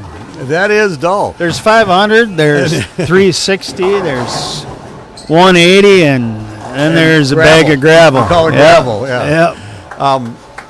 And also, I do know that Zach has a 15 and a 16-pound purple hammer. I don't know which one he's using, and I'd almost bet this is 16, just because of the amount of oil. If I was guessing, if he's using one or the other. Just, to try to get it through the pins better. So I'm just kind of curious. I'll ask him afterwards. As much. Yeah. And I just saw Matt Payne, El Presidente, pick up the 4.9 like it was nothing.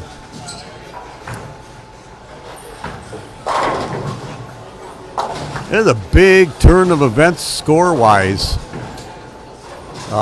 with Justin and Zach here. You know what I'm looking at this up here on the TV screen, Shark Week, and they're showing some lockers. And I'm going, what's going on? Why are they showing these lockers? Those lockers are made by Penco. I can tell by the number plate. We sell those. And what are they doing? I can help that guy out. Did you? It's not a sprinkler system. No, exactly. We have people that buy used lockers from us that they use for TV shows. We don't know where they go all the time. Do them for photo shoots a lot of times. So, Alligator Show entrance. Okay. You better make sure that you don't have any royalties coming, from your lockers being on the show. Yeah, I've sold it now. Thanks for running the tournament, guys. Yeah, Lucas. thanks, Lucas. That's Lucas Hersrud. Last month's. Have a good drive home. That was last month's CBA titleist right there behind me, Lucas Hersrud. Oh, man. So Justin, I'm not sure if he set it down short down, but those last two on that left lane both hooked up early. As we watch Matt be able to pick up a 4.9, but not the 1.258 or whatever that happened to be that was standing there. But it was the middle. It was the middle. He had the middle, and he couldn't get the middle. I was watching Tyler Kurkowski here, and all those revs, and the ball's on line off his hand, and it just stays there, and I don't think it ever gets outside of 17. Just solid in the pocket, so... I'm a little more in line with lane 6, and the last two that he threw at 6, I almost said, well, that's in. Yeah, well, and they both were, yeah. Flush, so... Good shot, Zach. Oh, he got that one out. Oh, I think he changed balls on a count ball. Yeah, he changed balls on that. Oh, no, not that one, he says. Yeah, that's not the one. Oh. But he only had 176, and Dave Ullman's going to, he could have 2-1 if he strikes out here, 2-0 with this to fill in the 10th, so that'll help him a little bit. Well, we watched Dakota miss all of the pins, 2 spare attempts in the row. That doesn't help either, does it? No, I mean, he's kind of got it matched wrapped up as far as the match goes. High flush for Zach. But you still can't just throw all these pins away willy-nilly by not getting anything on a couple of spare attempts in a row. Jason, I am so with you on that. As we now switch over, you can see that's the 8th and 9th frame, 7-0, 8-0. That's just so many pins to be just threw away, given away. Now, if you needed in the 10th to pick up to win a match or something, and you need to, it's a little different. You got to really, really go for it. Yeah. But you got to half go for them to try to get pins too. So I'm going to ask Zach which purple hammer that is that he's using. I'll be right back here. That was a great finish. So yeah, we can see. You can't see actually. We're off that screen, but Zach Andresen finishing with a 6-bagger. Starting with a 4-bagger, going 257. And what looked like it was going to be a pretty hopeful match for Justin Schiffler turns into a 203. He's not going to lose any ground, but Zach's going to gain 87 on the field here with the 30 bonus.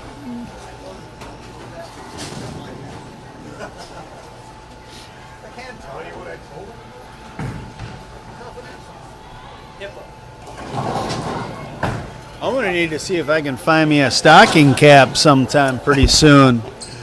We are sitting right underneath some air vents, and I'm sure the bowlers are nice and comfy. That's good for them. My bald head is cold. If you just walked outside, you'd warm up in a second. I'd warm up quick. That's what I'm doing in between every game. Exactly. It's just a kind of yeah, I'm cold. I was wrong on the. That's a 15-pound purple. But okay. Zach does have black hammers. He's got a 15 and a 16 pound. Oh, okay. Yeah, I knew he had something like that, so I was curious what he was using. So, I mean, it hit like an 18-pounder, so right. it had to be more than just 15. So he just he gained 94 pins on Justin. Yeah. So he's going to be here a while. You might have to have a Snickers bar or something. Well, and as I looked around, that's why I said to me it looked like probably about gaining about 90 on the field because I don't see another game above like 2-0. Oh, there's a 50 on 1 and 2, I guess, yeah. And who's over there? That was Matt Pausch, and I'm not sure who was over there. Whoever had a 250 missed a single pin in the first frame also. Well, Matt Payne, 195, won his game. Dave Ullman, we mentioned, won his game with 2-0, so those guys are kind of similar scores between Matt and Dave. They both won and moving up a little bit.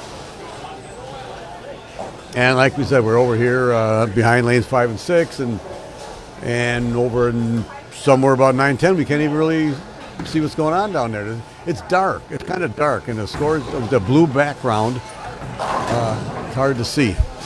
Oh, we got to see Nick Hogan here again, coming back. Saw him in about game 2 over here. Yeah, he left. He went up to the high end. Now he's back. Yeah. We've got him and Tristan Clymer in front of us here now.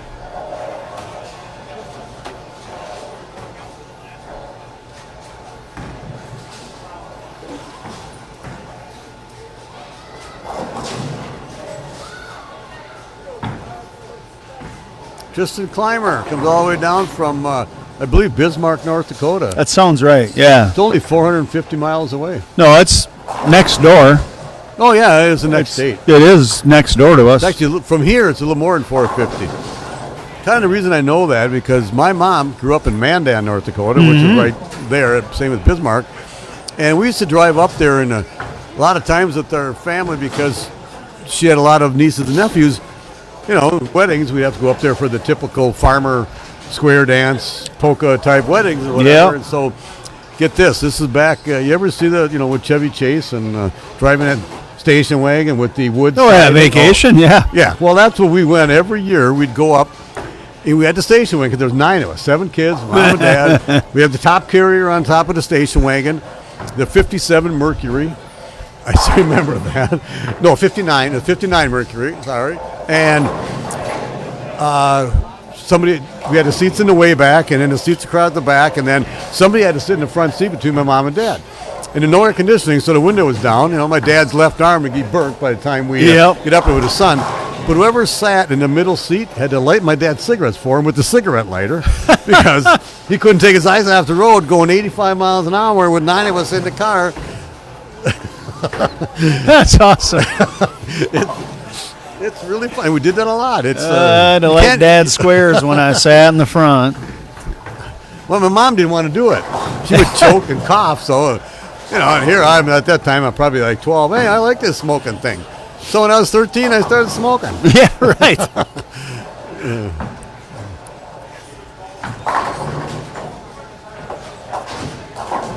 Yeah, there was I wish we had some. We have videos of stuff like that way back. But my dad made them all into DVDs quite a while ago. And so I got to start looking at them again just to kind of see what they're like. Those trips would be classic. Oh, they were a lot of fun. Watching. Well, I mean, I look back and they're fun. I don't know if they were fun when we were in there. Okay, 7 kids. 10 years apart from the oldest to the youngest, by the way. 7 kids in 10 years. Nobody's bickering. I was just going to say, you think there wasn't any arguing? If I'm not mistaken, maybe once in a while, the one who complained the most had to sit in the middle and light the cigarettes, maybe. That'll teach you. That's right. You're going to say it does sound more like punishment other than any other type. Is that why I was in the middle seat? Is that why you were always time? in the middle? Yeah, those were the good old days, Jason.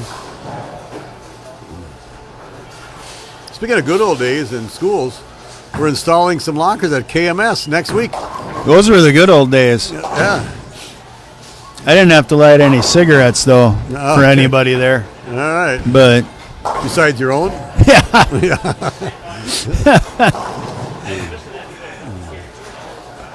Yeah, I have not actually been. So my mom moved out of Kirkhoven a handful of years back now. Okay. And so I haven't really even been back to town for a while.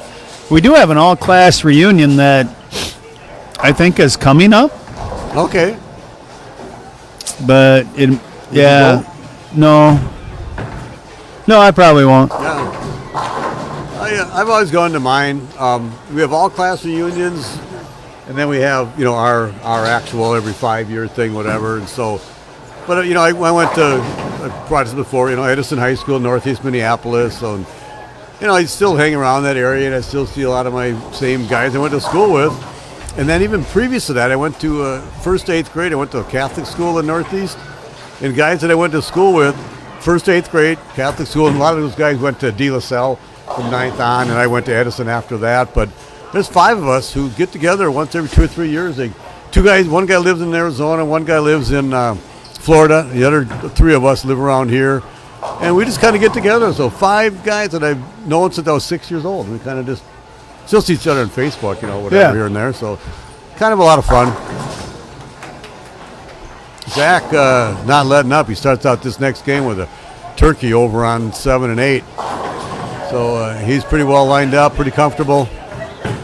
Yeah, and I know Stacy just came by and grabbed scores, so I know we'll see a sheet here soon. But I'm going to assume that I jumped on into first or extended, I should say. Well, we were watching Dakota, France, and he had a bad game, right? Yep. Okay, so he was 48 pins behind, Yeah. and then he shot 160 or something. Yep. And lost. So he lost 140 pins to Zach in that one game. That 18-pound ball. Yeah, he's not letting up. That 18-pound ball is not fair. Yeah. Oh, he's blowing Will Mateffy. Yeah, it's actually illegal, so he'll be disqualified when we're done. Yeah, we'll give I mean, him the we'll title. see how good he does. But then, Yeah, we'll give him the title, but we'll say, you can't do that again. No, he's fun to watch. When he gets focused, we kind of touched on that a little bit in our lunch thing there. You're just talking about he's been doing more golf than bowling, but it's summertime and he's going back to school. Mid-August, August 10th is the next CBA tournament at Sunray, and then 16th, 17th, whatever it is the 11th frame in Iowa. yep. So he'll be bowling that, and then he's moving back to school, and they start their stuff September or late August. I was talking to him earlier, so he's got a lot of talent. He'll figure that out quickly. He just did just by bowling there. Yep.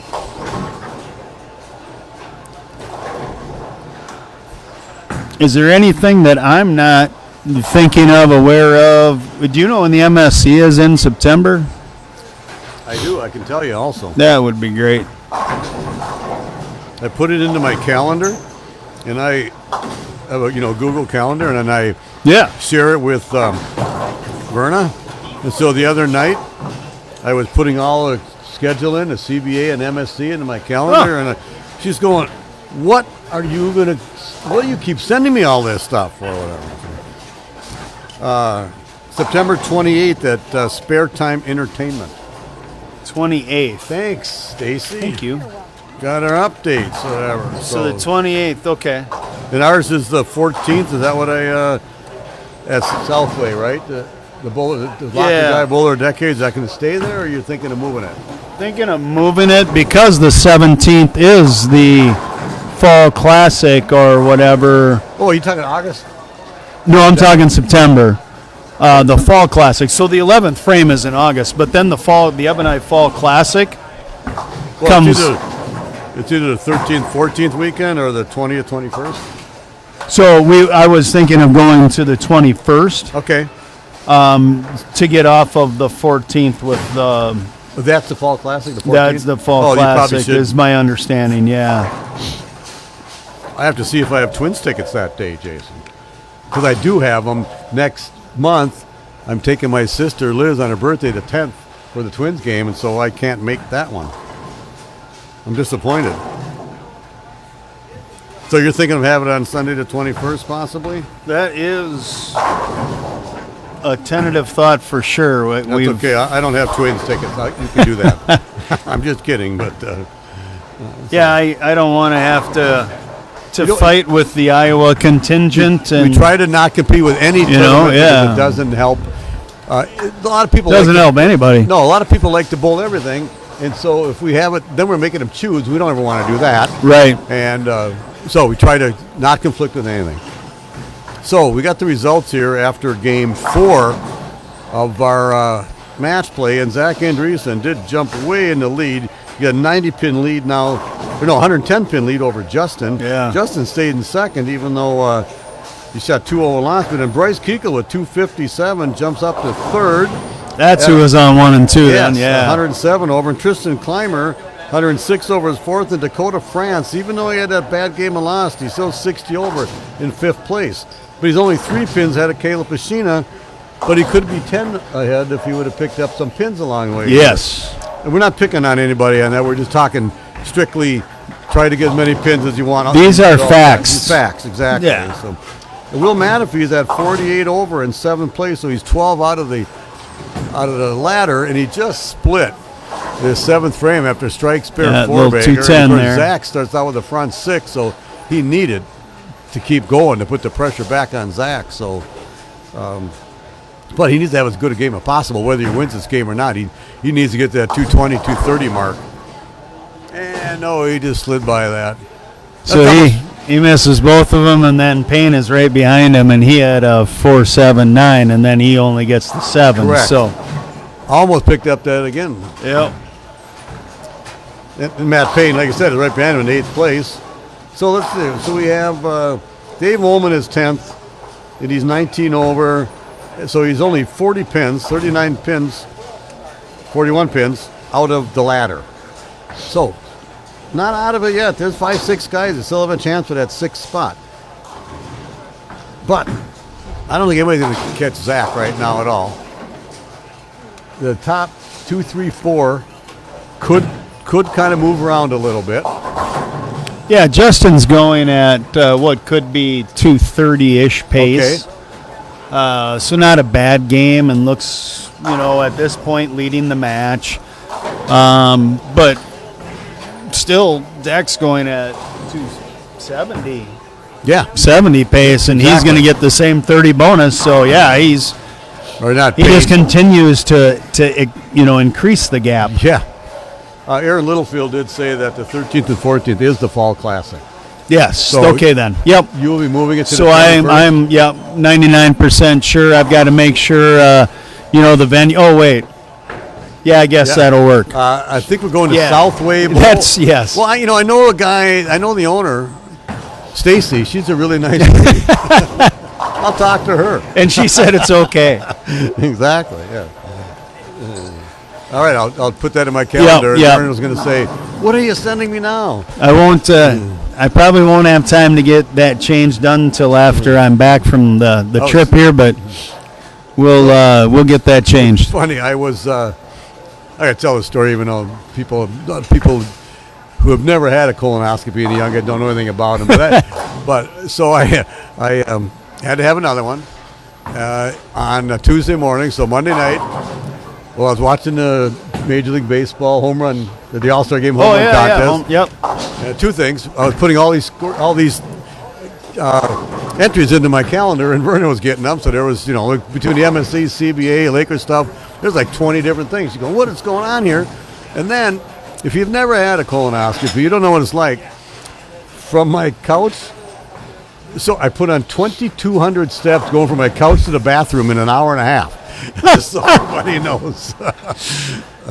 Nobody wanted to hear that, whatever. But anybody that's had to go through it understands. Yeah, and I have a ribbon on my sleeve of my jersey. I went through colon cancer 10 years ago now, so I have to have more colonoscopies than other people. But if you're over 50 and haven't had one, you need to do that. Oh, you're overdue. They're actually. When I went to get mine at 50, I don't know what the doctor that administers that is called other than doctor. Yeah, right. But I mean the colonoscopist. yeah, that's a good word. I might use that. The colonoscopist. Anyways, we were just talking how do you before. spell that? I like it though. We were just talking before they put me out, and he said actually they're leaning more towards, guys should probably be starting at like 45. Jones. Oh, Tom Joe. Yeah, I should have. No, that is so true. That's what an iPad is for, Exactly. Yeah, No, I wanted to watch on the big screen. Well, it was too hard to move. You need a bigger iPad. No, I needed the steps. Anyways, he said that it's they're leaning more towards telling anybody that has any close family history, anything 45 is more the time you should start. Nobody in my family has ever had it, and I don't know if my dad ever had colon cancer because he actually never had a colonoscopy, but he lived to be 87 and didn't have any problems. Yeah. I had my first one, Jason, when I was 59, and I didn't know. I just kind of never thought of it. And then when it went, I went for a regular physical, and then they said, "No, I haven't. We should schedule one." I did, and I was really lucky because it was just stage 1. Yeah. It was just stage 1 colon cancer, and I was in the hospital for 10, 11 days. I took care of everything, and I still remember it was Friday, February 13th, 2015, when they told me I was cancer-free. So Friday the 13th, it's a lucky day for me. It's a good lucky day. So anyway, that was our medical TED Talk for the day. Yeah, exactly. Get it done earlier rather than later. Yes, exactly. It can save lives. Absolutely. All right. So Zach left the 6, 7, 10, and then chopped the 6 off the 10. So he's got max of 244. And Will Mateffy, even though he opened in the 7th and only didn't take any on that split, hit max at 244. Still get to a tie, yeah. So Zach was trying for 2, and he chopped a 6 off the 10. So cost him, just 1 or 2 more pins there, actually. Yep. So now he's under the gun. If either one were more diligent on the number of, given pins, yeah, we wouldn't be in this situation. Exactly, right, yeah. So I don't know. I just got a feeling Zach moved on that lane just a little bit because he went high on the right lane. And spare by Tristan. Sometimes you make a move on the other lane, and did he throw it really good on the right lane? I'm just not saying Zach in particular, but just in general, bowlers. It's hard to make a move. You shouldn't make a move off a bad shot. Right. But people do. I do it all the time.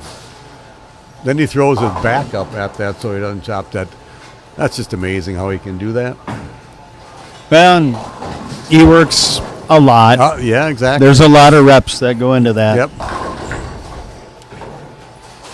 Justin Schiffler just got kind of a lucky strike there. So I'm going to actually click off because I'm going to have to help get everybody into position round order and lanes. That's right. This is game 5. Yep, we're coming up to that. So I'll be back in a bit. We'll be bringing all the scores just up to the desk, and so after the people are done, even there's 3 or 4 lanes that we're looking at here. I'll be off the mics also, and then we'll wait till Jason gets out there talk about position around. But we know for sure Zach Andresen is going to be leading. We don't know if Justin Schiffler. Well, he'll probably be in second because he can strike out for 250. He's going to win. So. Zach can still win, and Justin went through the nose on the 10th frame for a 3-6-10, so he's still winning the match, but he could be down to 220 now. Will Mateffy needs this more than Zach needs this to win, that is. No matter what, Zach just gained 33 pins, even though he might lose. Will needs this first one no matter what. Then he got 9 spare to tie, and he trips out not even just a 4-pin. That was like a 4-7-10. The 4 is the last one to fall. So I would have to bet he's going to move in a little bit. I know Zach went high in that right lane too in the 9th frame. We'll see what Will does. Sometimes you make a move. You got to make. I was talking about it earlier today because I crossed with Joey Robillard. You make a move, you got to throw it with conviction, and you just have to know this is the right move and throw it correctly. Don't just try to cheat because, I shouldn't do that. And, of course, sometimes you leave a half 10, but a half 10 spare is a tie. And he just threw it really nice and solid for a strike to win that match with 240, so he really needed that. So it's going to get him plus 74. So that's going to get him. He was 48 over, so he's going to be 122 over. And what we got close by? Dakota France is 5th at plus 60. What's he doing right there? It was a 10th frame. He didn't strike right there, so he's going to lose that match. So he's going to drop down. Will for sure passed him. Tristan Clymer. I don't know. He was funny. He was right in front of us, but I wasn't watching who was bowling who. So either he had 181 and he won the match, or 167 and lost. So I don't know there, but. And with a Justin Schiffler, he did pick up the spare, so he had 233, and he won. So he stayed 110 pins. He's 80 pins behind Zach because he won his 30 bonus pins. Bryce Kekal, where's Bryce? I don't quite see him close by here. He might have gone down more to the other end. All right, so everything's wrapping up here, and we're not going to have a lot more to watch on our TV pair, so I'm going to shut the mic off here too, and we'll be back when Jason starts announcing position round.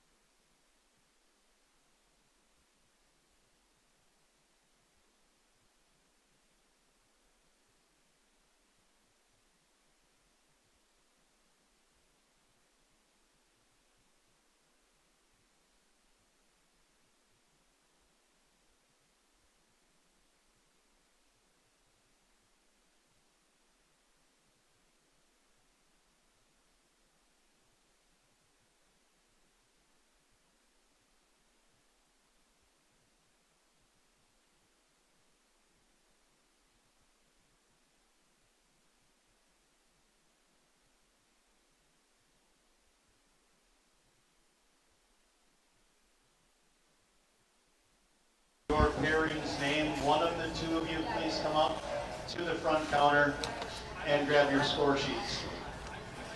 All right, we're back.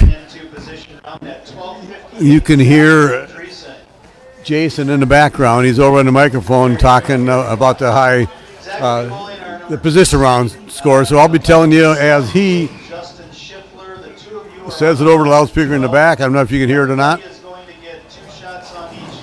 but I'll tell you ahead of time. Zach Andresen at 258 over will be bowling Justin Schiffler, who's 178 over. Will Mateffy shooting at 244, got into third, 122 over, and Tristan Clymer, 117 over. William Jones is 106 over, and he'd be bowling Bryce Keichel at 78 over. They're fifth and sixth. Seventh place, Kayla Pashina at plus 68 over will be bowling Brady Gustafson at 43 over. So right now the fifth spot is 106 over. That means 28 pins. Bryce is behind, 38 pins. Kayla's behind. Brady Gustafson, he's about 50, 60 behind. So it's going to be hard for a couple of those guys to get in because if one drops, only one can get in there. Right now, so I'm going to finish it off here. Dakota France is 9th. Brady Stearns 10th. Dave Ullman 11th. Jace Goodell 12th. Matthew Pouch is 13th. Matt Payne 14th. Tyler Krakowski, Dawson Peterson, Parker Hartle, and Nick Hogan round out the top 18. But so my thought here, Zach's going to be hard to beat. He's got an 80-pin lead over Justin. So he's got to stay within 50 pins of him because of the 30 bonus pins. So if he wins, he's in no matter what. And then Will Mateffy, who is 56 pins behind Justin for second place. Tristan Clymer is 61 pins behind Justin.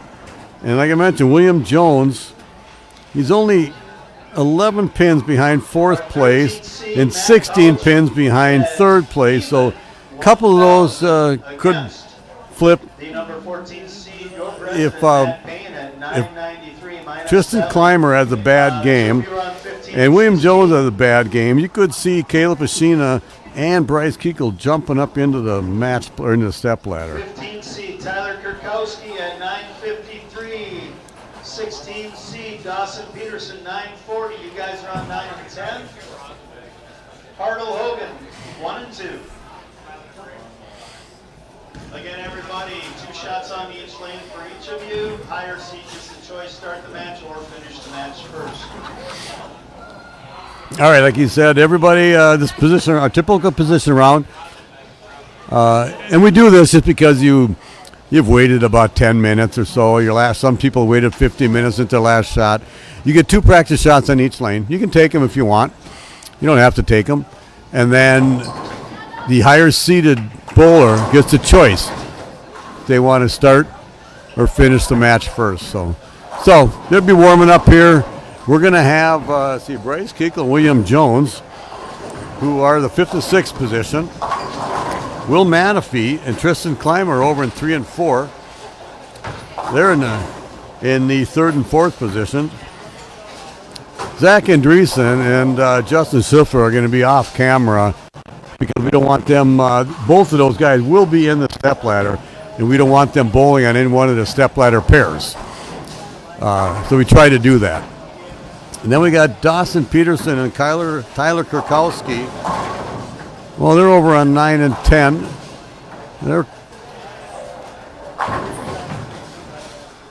Take that back. It's Tyler Kurkowski. Yeah. What am I looking at here? Kayla. Okay, Kayla's bowling Brady Gustafson over on 7 and 8. That's what I was looking at. Now, one of them could sneak into the ladder, but then the first match would not be on 7 and 8 for them.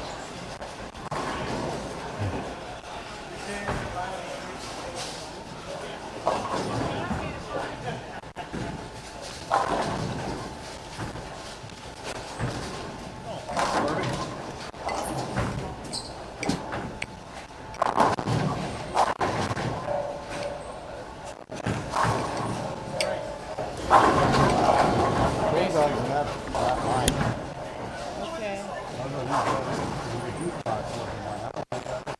Just the juice boxes? No, the juice box is not. That's what you've been ordering. Oh, never mind. So is the food yours too? The Cajun chicken sandwich is fine. The DLT wrap like corn dogs. Okay, you can have that. All right, we got everybody situated at this point.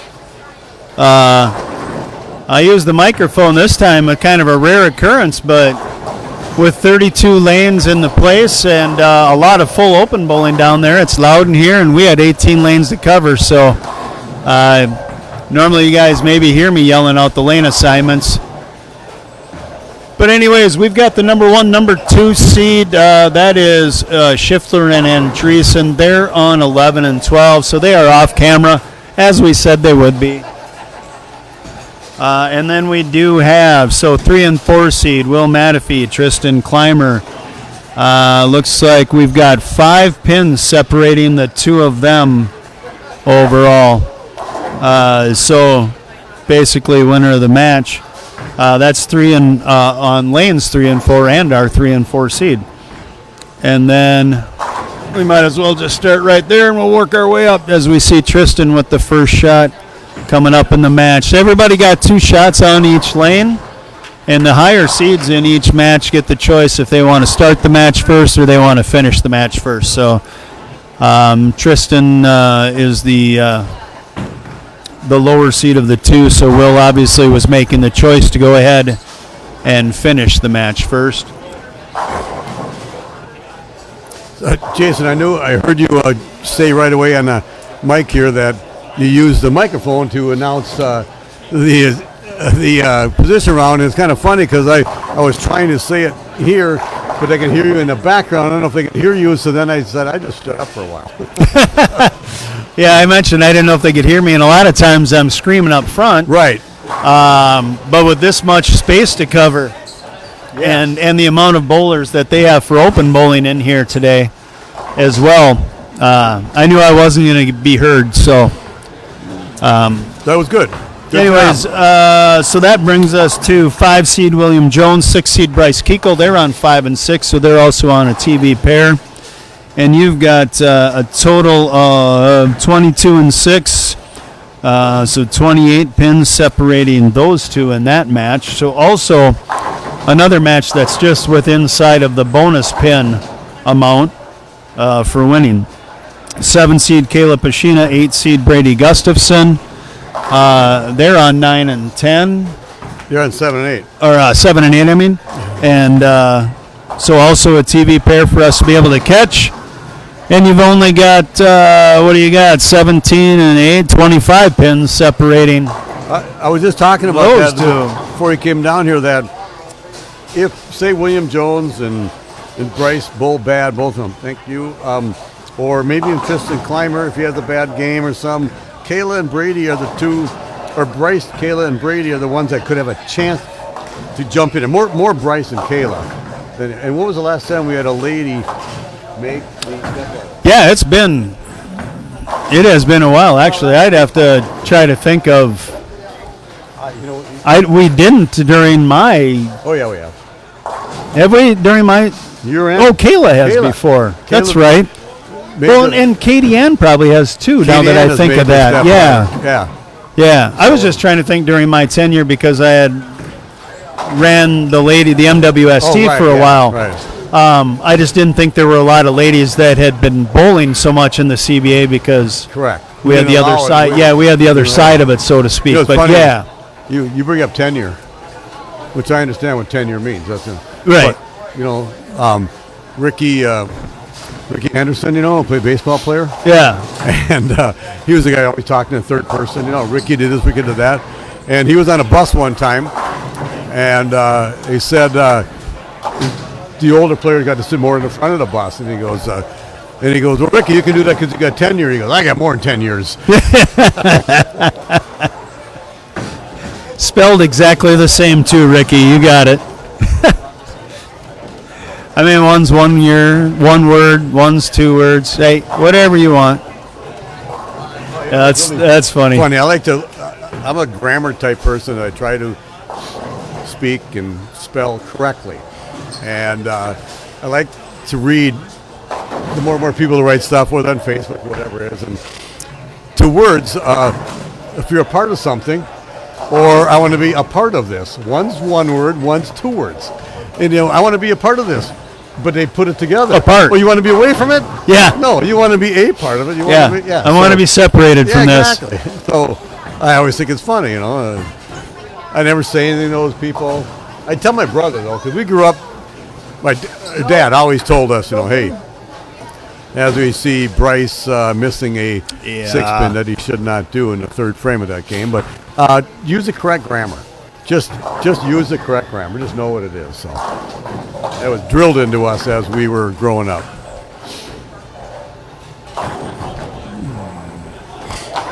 And Will Mateffy just carries the 2-7-8 strike somehow. I don't know how that happened, but got him a strike there anyway. William Jones on lane 6 missing a head pin. They threw him down 100 miles an hour and never hooked at all. No, that didn't think even for 1 second of No. reading the lane. A lot of my early shots today were like that. And I look up and I go, I didn't think I threw it that hard. But there's a lot of oil that made it skid to make it look like I threw it that hard. Yeah, early on the ball, especially from a spectator standpoint, Yes. kind of looked like it was hydroplaning for everybody pretty good. Did it ever, yeah. I was trying to roll the ball, and that's part of the reason I actually got in a little trouble. I had the wrong ball, but I was trying to really roll it and not reading that that's the wrong ball. Yeah. So 160 start. But, it's okay because I got a senior casher, and then otherwise I would have had to bowl these 6 games. I don't know if I wanted to bowl these 6 games. Well, you couldn't have. You got to be out of here soon. You got right after this a pretend surprise birthday party to get to. Yeah, well, I said I'd leave about 5:15. I'll be leaving right about 5:15 when this match is over. I mean, there's always exceptions if you, make the step ladder. Well, of course. Yeah. I did that once. That looked really, really similar to the last shot that I saw him throw. So, I've watched William Jones bowl a lot because he's been obviously pretty good CBA-wise this last 2 years. And he bowls Wednesdays at Classic in our regular fall league, and which I see him a lot there. But on Thursdays at Flaherty's, I don't see him all the time. We have 36 teams, so I don't see everybody. But I think he came around over the top of both those last shots. He did it again. He just did it again. Yep. So he's almost fortunate enough to backdoor that spare, but no. Yeah. So I'm not a coach or anything, but I've seen that now, and the way the ball's kind of hydroplaned down there, he's not underneath it there. Yeah. So he should figure that out because he's a pretty good bowler. Unless he came off a pair where that worked, I don't know. That's still not the right thing to do. Well, yeah, and I would say, if you came off of a pair where that seemed to work for it, you'd understand you got away with a trick on a pair, and I need to... And he had 253 last game. Yeah, so maybe he fell into that little trap of this trick worked on that pair. And we'll see. I mean... And now I'm just a little lost. Yeah. And then I got lost. And then I got lost. I like that one. Yep. I like that. We'll be using that. And then I got lost. All right, Bryce picked up the single pin that time. I have seen a lot of single pins missed today, but in saying that, they still were not. Well, let me back up on that. I think the single pins were easy today because if you were online, it didn't hook. It's not going to move. It didn't move. But if you missed at the arrows, you missed. Oh, yeah. There's no really room for error on Yeah. that. And I did see a lot of single pins missed. Thank you. Yeah, the short patterns, I think, are the ones that really lend themselves to be a little harder at spare shooting. When you do have a spare like with double wood that you're going to hook at, it's harder to predict the amount of hook. Right. And your spare ball hooks sometimes. The spare ball. So it's harder to keep it online as easy. All right, William. I didn't see how he let go of that one, but I didn't see release. It looked slower to me though, for sure. But either way, it was high flush. Yeah. Brady Gustafson said it would strike open turkey. Four-bagger. Four-bagger. Second frame. We go again. 7-0 in the second frame. Yeah, so all of them. All of them. All of the pins. Yeah. I don't need one of them. And that's 4 pins he threw away. I mean, you pick up the spare and he's 6 pins, but I don't know what it was. But it's not showing a split up there. Right. Yeah, no, it's just showing as Like a 3-6-10 or something, or 1-2-4. Right. I don't know. Anyway, he's still leading, but whatever. So Kayla striking there. So that's the match that one of them could sneak in if Bryce or William lose with a bad game. So I would say right now it's advantage Brady because of this 4-bagger. good shot for Bryce there. That was a big double to get. Oh, absolutely. Big double. So,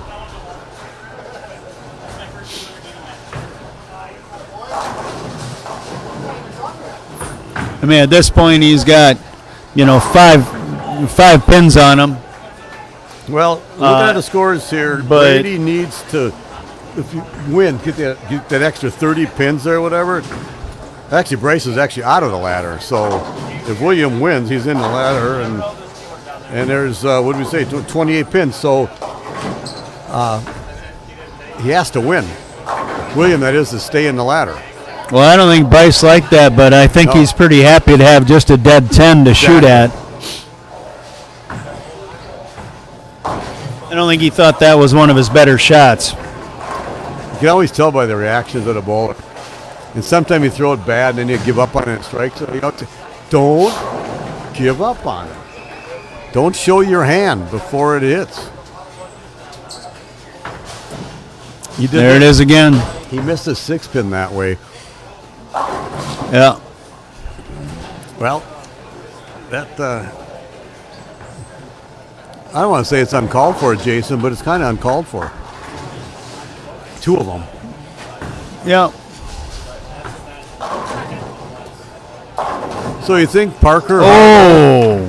You think Off Parker camera Hartle- there, but that little trip of the 6 Yeah. by Mateffy was I was going to say, you think was Parker helpful. Hartle and Nick Hogan cared what they did on this game because they're done already? They probably didn't take any practice.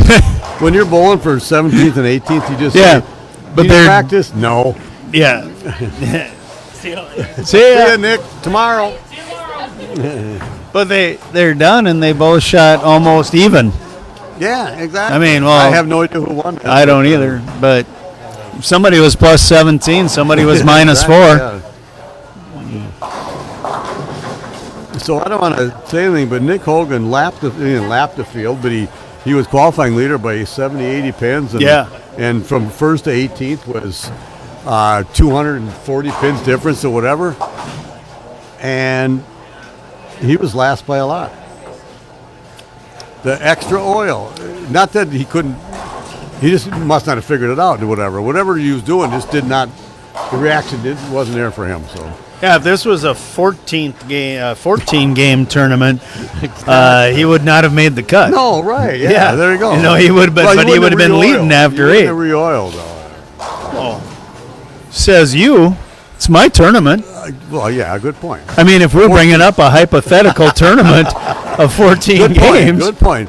I'll do whatever I want. I'm going to oil after every 3 games. Now what? Until midnight. That's the problem. That's the that only is the- reason you wouldn't do it. That is so true. Yeah. I should say this for anybody listening at home. We have 2 weeks left in the King of the Hill Oh, yeah. at Southway. I pay attention. That's kind of cool thing you guys do up there. Thanks. Yeah. Well, we'll see what you think about this Tuesday. No, we did this last year anyway, so people know it's coming. But if you want to bowl on something that is definitely different than something you probably have bowled on before. This coming Tuesday will be 28 feet, 7 mils of oil, Okay. 1.18 to 1. Trying to think. Enjoy yourself 4 games, pack a lunch. It's not going to be easy for sure. Is that a name pattern, or that's something you're doing? Oh, there's a name to it. It is a Junior Gold or a Team USA. I took it from one of them. I just don't remember off the top of my head. So but it's a name. Yeah, we didn't make this up. Oh, I thought maybe you made I'm that pretty up. sure Junior Gold put it out. Say that again. 28 feet, 7 mils of oil. And By example, today we had 48 feet, 32 mils of oil. 20 feet less Wow. and 25 mils less of oil. What? And about the similar ratio. A little tighter, actually. How? Okay.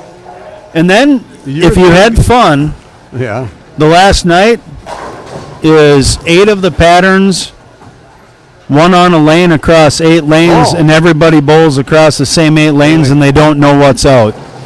You don't know what's out there, and so you don't limit any kind of bowling balls or anything. Not at all. So you got, I can guarantee you'll have a crap. 48-foot and a 28-foot on the same pair, without a doubt. All right, so So anyways, the next 2 weeks are some really I might interesting, want to just go up there and watch. some interesting things going on at the King of the Hill for sure. The very, very short, very no oil, of course. And then all 8 patterns is that's always a fun one too. That's the How would last you- last one of the night. How would you play? Here, let me finish. Before we ask you that, watching Brady Gustafson, he's over on 7 and 8, and he can strike out here for. He can strike out for 242, which he just got the second one in the 10th. So he can have 240 something or whatever. He's going to win that match. He's going to get to, so he's gaining 70. It's going to put him at like 110 over, something like that. William Jones is going to win. He's going to be ahead of that now just because he just got the double right there. Yeah. Whereas Tristan Clymer, he's going to have he can maybe only have 170 to put them 30. So Brady just might jump into the ladder over He could. over Tristan Clymer, and he's also passing Kayla and Bryce. So it's going to be Zach, Justin, William Jones, and Brady Gustafson. That's what I'm saying That's your prediction on it? right now because he just had 240. That's the I highest. like. Yeah. game here. No, I think you're right. Yeah. There's another one of them. Same exact one. Wait a minute. But Yep. he's still going to win. Identical. He's still going to win, though. Yeah, identical. He's done that a lot there. Yeah. He's still going to win. We're talking about William Jones. He's still going to win Correct. that. Yeah. Will Mateffy. Yeah, at home, that's what you would have seen on lane 5, kind of just fly by the head pin there.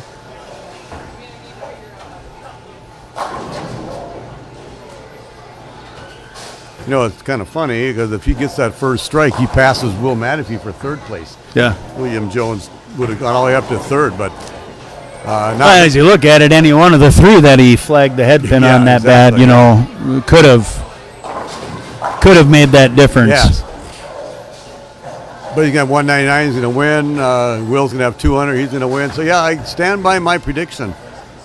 Not so much I think you're prediction right. as Well, your just- quick math, Yeah, my Edison High School, Northeast Minneapolis match. quick stats. Yeah.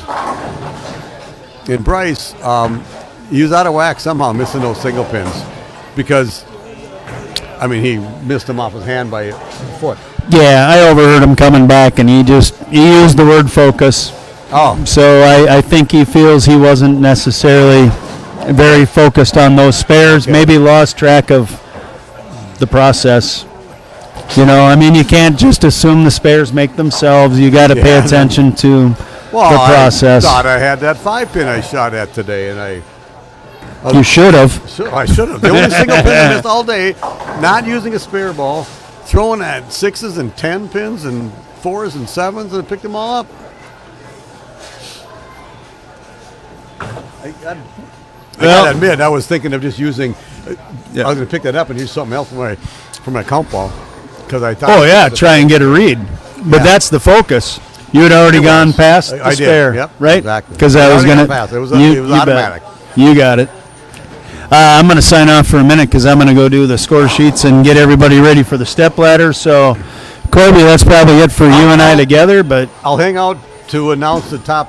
Just get to the top five. Step ladder. Okay, sounds I gotta good. finish my beverage and then I got to take off. You got it. I'll be back in a minute with scores. So look at now, and I don't know who was bowling who over on. Okay, Zach Andresen and Justin Schiffler are having one heck of a match. Oh, Zach's got the string. No, he does not have the string. Justin's got the string. But Zach's got the lead. He's gonna have what? No, he doesn't. No, Well, on here, but he's not that game. We have to look at that because is there a chance? he's got him by 80. So He's at 50. Got to stay within Justin 50. would have to beat him by 50. 51. 51. Yeah. And he can have. I can't tell if he's got an open. Did he go strike, spare, strike? He could have 280. He might be able to overtake him. Oh, yeah. He's got him by 71. He can have 280, correct? Yeah, he can finish 280, 209 max for Zach. So he's So, potentially by 70. 21. That's 50. He needs to have the first one to overtake him. He needs Plus 30. 50. Yeah. He's got to beat him by 51. He's got to beat him by 51 to take over the lead. So I think he's at 280. So if he doesn't strike here, he has 259. And it's only 50 pins. He has to strike. Yeah. If he doesn't strike here, he does not pass Zach. 9 spare strike. He's behind him by a pin. What lanes are we on? Right here in 5. I don't think I can turn. No, it's okay. I'll tell you right here. Justin Schiffler needing this strike to be the number 1 seed going to the stepladder finals. And what does he do here? Solid strike. He overtook Zach for the lead, which I didn't think that was going to happen. But hey, Well, we kind of said we thought he was on cruise control to be there. yeah. And I see where he missed a single pin in the 5th frame there. And the 209 finished out pretty good. But credit to Justin Schiffler coming through with a big, strike here. He's got 280, 270 something, whatever. But so it's Justin, and then Zach, and then Will Mateffy, that is, and then William Jones, and then Grady Gustafson. Those are the top 5 that I think is going on here.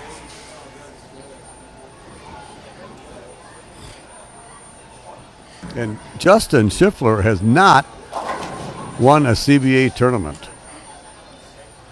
I don't know if Justin had the score figure right or not, but he was kind of a little upset, but I don't want to say upset.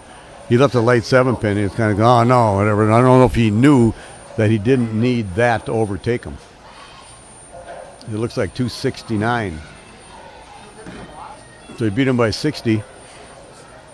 And he only needed to beat him by 50.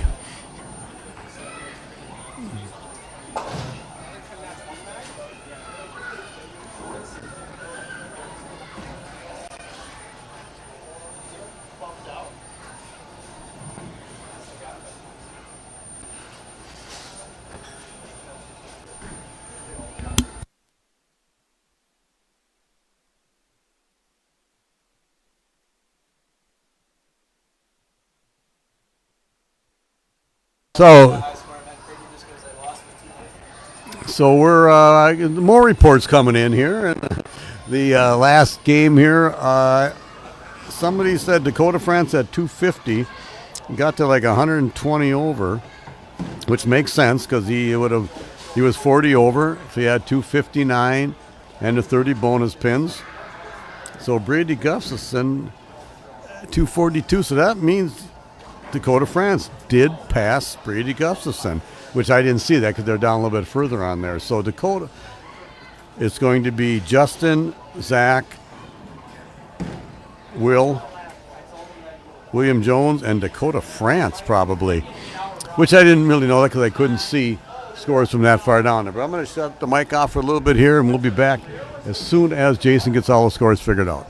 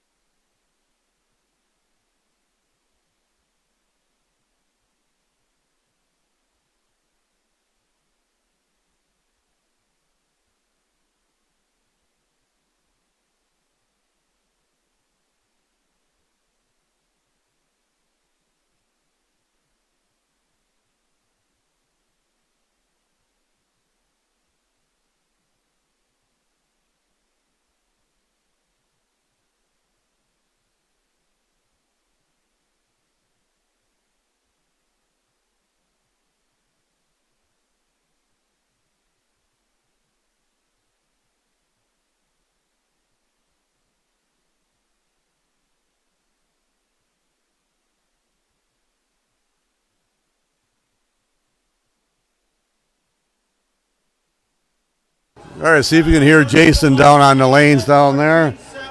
Justin Schiffler shooting 269 his last game to get to 277 over. Zach Andresen, 267 over, and Justin with 277. Will Mateffy, 153 over. William Jones, 135 over. And Dakota France shooting 259 his last game to get to 129 over. Brady Gustafson with his 242 the last game got to 115. Sixth place just missed it. Then we got Tristan Clymer, Brady Stearns, Dave Ullman, Caleb Pashina, Bryce Kickel, Jace Goodell, Matt Payne, Tyler Krakowski, Matt Polish, Dawson Peterson, Parker Hartle, and Nick Hogan round out the top 18. So I'm going to have to move off of the mic here. I got a big birthday party, 50th birthday party for a good friend of mine tonight.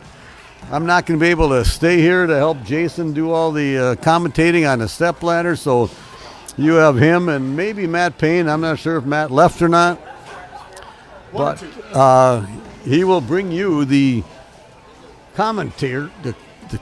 You'll be the commentator for the top 5 step ladder here. So it'll be a little bit while before we get started. They're either starting on, I'm not sure what lanes they're starting on, Jason. 7 and 8. 7 and 8.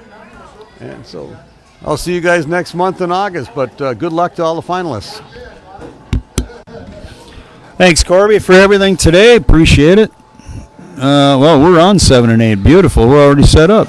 We were just discussing. We had no idea Dakota France had 250 because we were way down here and he was down in the other end until Correct. Brady Stearns came down and said, well, he beat me 259 and 257. 259 and 257, and yeah. if he wouldn't have had a 259, he would not have made, even if he would have had 257 and tied, he would not have been in the step ladder. Brady Gustafson would have. Yeah. So that's how close that was on that 5th and 6th. So he jumped from what place was this? Dakota France was 9th, jumped up to 5th after one game. Yeah. Huge jump. So, yeah, that bonus along with the 259, all the difference in the world. So we've got a very, very big surprise, I guess, kind of coming into that top 5. But, yeah, maybe we'll see Matt Payne come in to the booth here and help. Maybe not. I don't know. Either way, I'll get through this. I want to say one thing. Looking at the scores, remember we talked about one guy, Brady Gustafson, who second frame of his game went 7 miss, and it was not a split. If he spares that frame, he has 16 more pins, and he's in the ladder. And he went back-to-back 7 whiff, 8 whiff. Oh, that was a couple game. It was a couple games before that. Oh, okay. This was the last game. Got it. Oh, yeah. And so we saw him miss, you don't know what he missed in that second frame. It was a 7 count. And he missed the ball. Oh, that's right. Yeah. And it could still score. It's still up Yep. there. I was looking at it. And so if he does spare that, instead of 24 in the second, he's got 40. That's 16 pins. He's in the ladder. Yeah. Yep. That's all I wanted to say. Yep. No, and that's it typically does boil down to that in the end. So many times the things that we do obviously cost us. Yep. You're right, exactly. All right, so we've got what'll be the number 4 seed William Jones squaring off against number 5 seed Dakota France. So 2 shots on each for each player to get loose, and then William is going to get the choice of whether he wants to start the match first or finish it. Has Dakota made the ladder? I'm not sure. I'll find that out, but this could be his first step ladder appearance. Yes. Thanks, Stacy.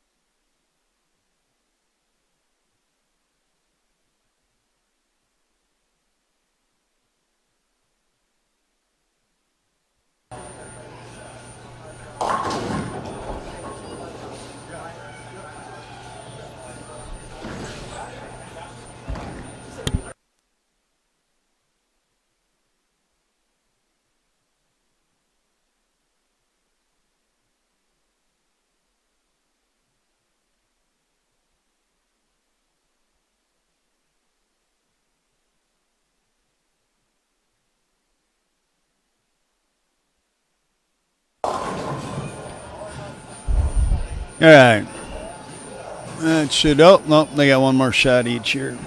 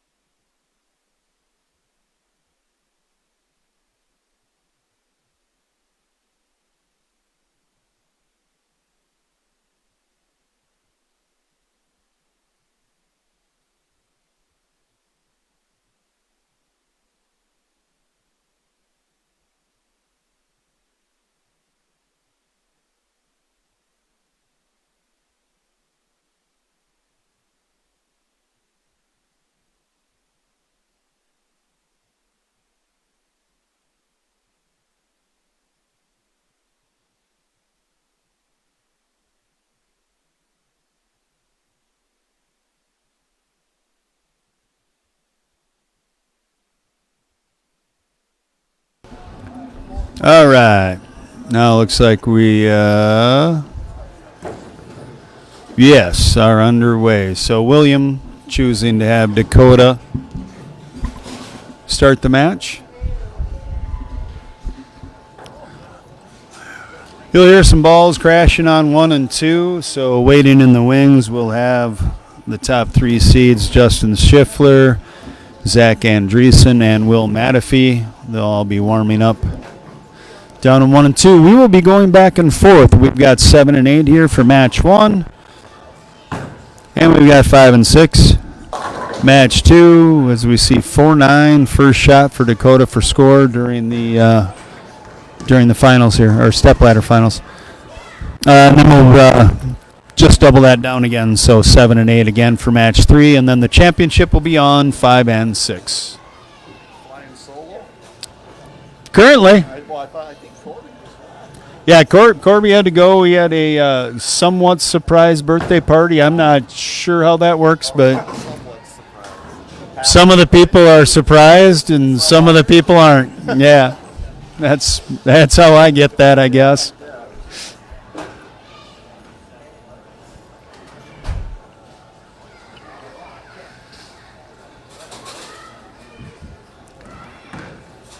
All right, William Jones stepping up. First shot in his stepladder match here. Good start. Solid flush strike.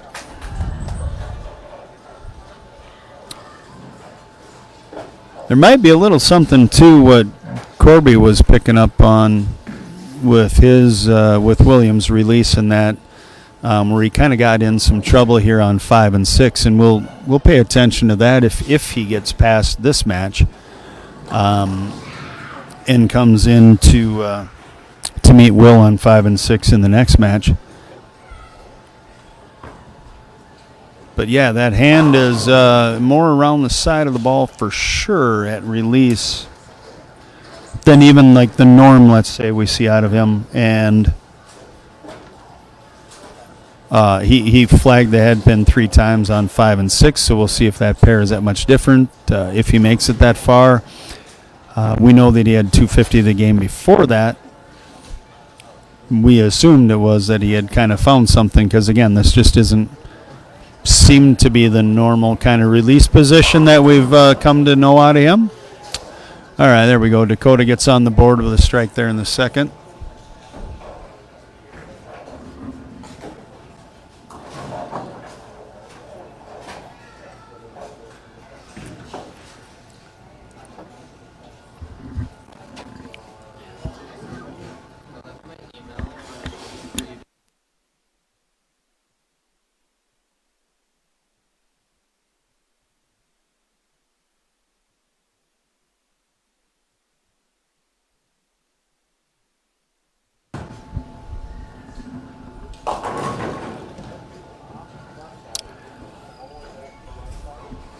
I haven't looked too closely at where he's playing, but both shots on lane 7 have gone high, 4-9 in the first. Lucky to kind of crash out the 10 pin and leave just the 4 pin here, but otherwise a 4-10 here in the second almost. So maybe needs to move in just a little bit, see if he can find a little more oil. No.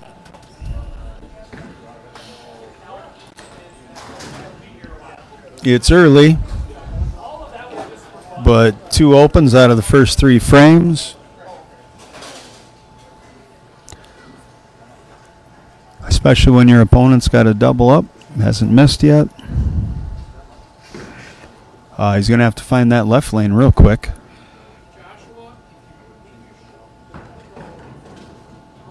All right, and so there's the first kind of glimpse into what we saw, like I said, 3 times on 5 and 6 when he came down here.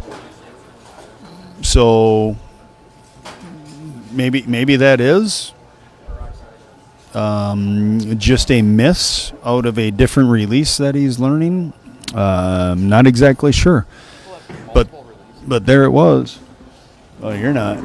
Oh, you are on. Look at that. Yeah, people do have multiple releases. Some on purpose, some on accident. I'm on the accident side. Yeah, good spare. You wouldn't know this, but the background would be we watched William flag the head pin 3 times on 5 and 6 in the position round match. Now, he did get by Bryce Kiekel. Bryce gave him some openings with some missed spares. But Corby was pointing out that a definite different kind of like release position for William than what we're kind of used to seeing, who is pretty good at getting up the back of the ball and rolling it. And he's much more rounded. You can see the hand kind of get turned early with it. Yeah, there. Yeah. So he had shot 250 in like game 5, and so we were wondering if like he found a little trick in game 5 that led him to believe it was going to be good coming down the stretch, and then came down here and then kind of flagged the head pin 3 times. So we're just kind of watching that, and then he did just flag the head pin in the 3rd frame. So I think that might be the miss out of this release. That's a little different for him. On the flip side, Dakota just obviously hit the Brooklyn side and has gone 4-9 and 4-10 on the left lane. So yeah, 10 cleared late, so it was just the single pin showing, but it was 4-9 and 4-10. So he can't keep it off the head pin on the left lane, and he can't keep it right of the head pin on the right lane. I feel that because as soon as you think you can throw it to the right, you can't. You can't. Yeah. And you find Yeah. it real quick as it just waves the whole way down. The Right. lane. Yeah.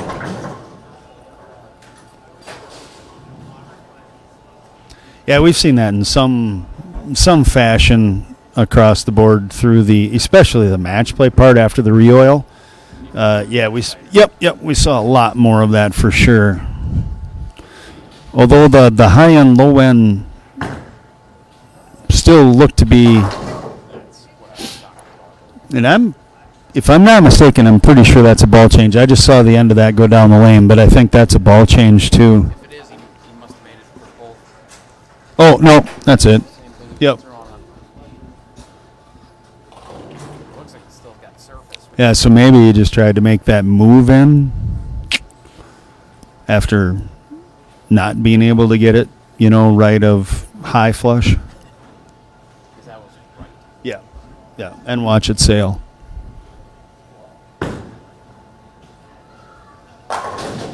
Oof. I missed it. But I was. Well, he has yet to get a fill on the left lane, and that's going to definitely pose a problem for you in the match play format. That's not good. When your partner is going at 277 max, but Let's see if he gets around it as much as he did that. there's a little hitch there. Right at the top, goes from here to here. There it is. Yep. And when it's pointed enough, that's good. But when it's not, that's that 7 count that we've seen 4 times now in 2 games. But I can point to it right at the top, right where it goes from here to here, right before it starts coming down. And that is, Corby was right to pick up on that. It is different than kind of the normal, William Jones release that we've seen.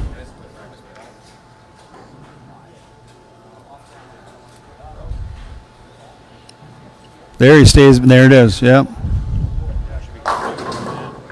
Yep.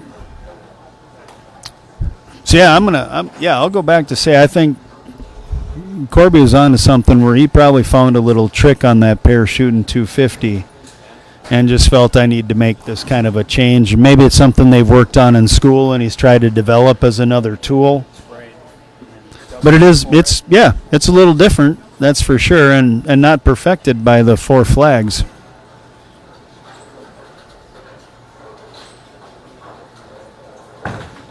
But a work in progress. Yeah, As soon as he opens up his ankles, he never gets it. Yep. He's probably like a combination of an area and a ball. You know what I mean? Like he's probably not in the exact right part of the lane, and part of that is because he's got the wrong ball. You feel handcuffed. You feel like if you make a big move, it'll never work. It'll never get there. Or if you make a ball change, you're not really, at this point. Instead, you're handcuffed by not having any reaction. Yeah. And at this point, you might as well. This is the point to just shoot it, see what you can do. Yeah. Because you're drawn bad at this point. You either you make some changes. Right. This probably isn't even just a change. This is a couple of changes that you need to. Yeah. Speed, anything, whatever you need. And a move in, but same overall result. The only time he missed right was when he really, really sailed it.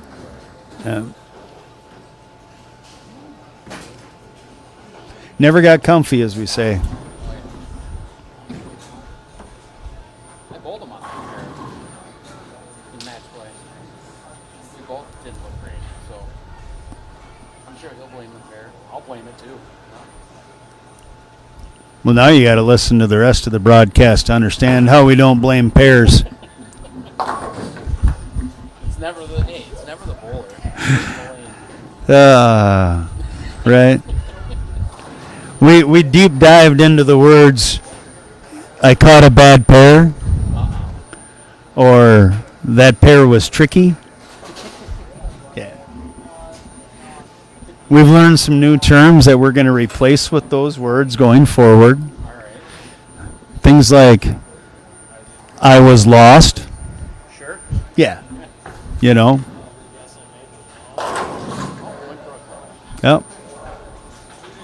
What I'm hearing is that you want to own the fact that it was you and not Well, the lane. we might need to start to do that.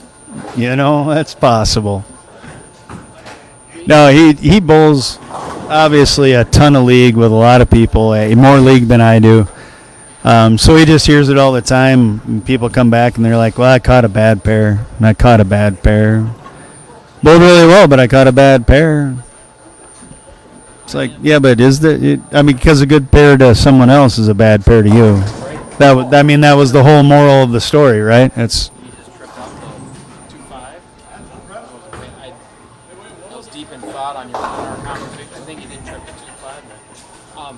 Oh, it's a deep conversation. It is. Whew. I was just gonna say I might be the one of the leaders in basically blaming myself on just about everything when I bowl. So I may have hit a bad pair. I don't know if it is or not, but it was me. Yeah. 98% of the time. Right. Or at least I assume it's me. So Corby won't hear me say that.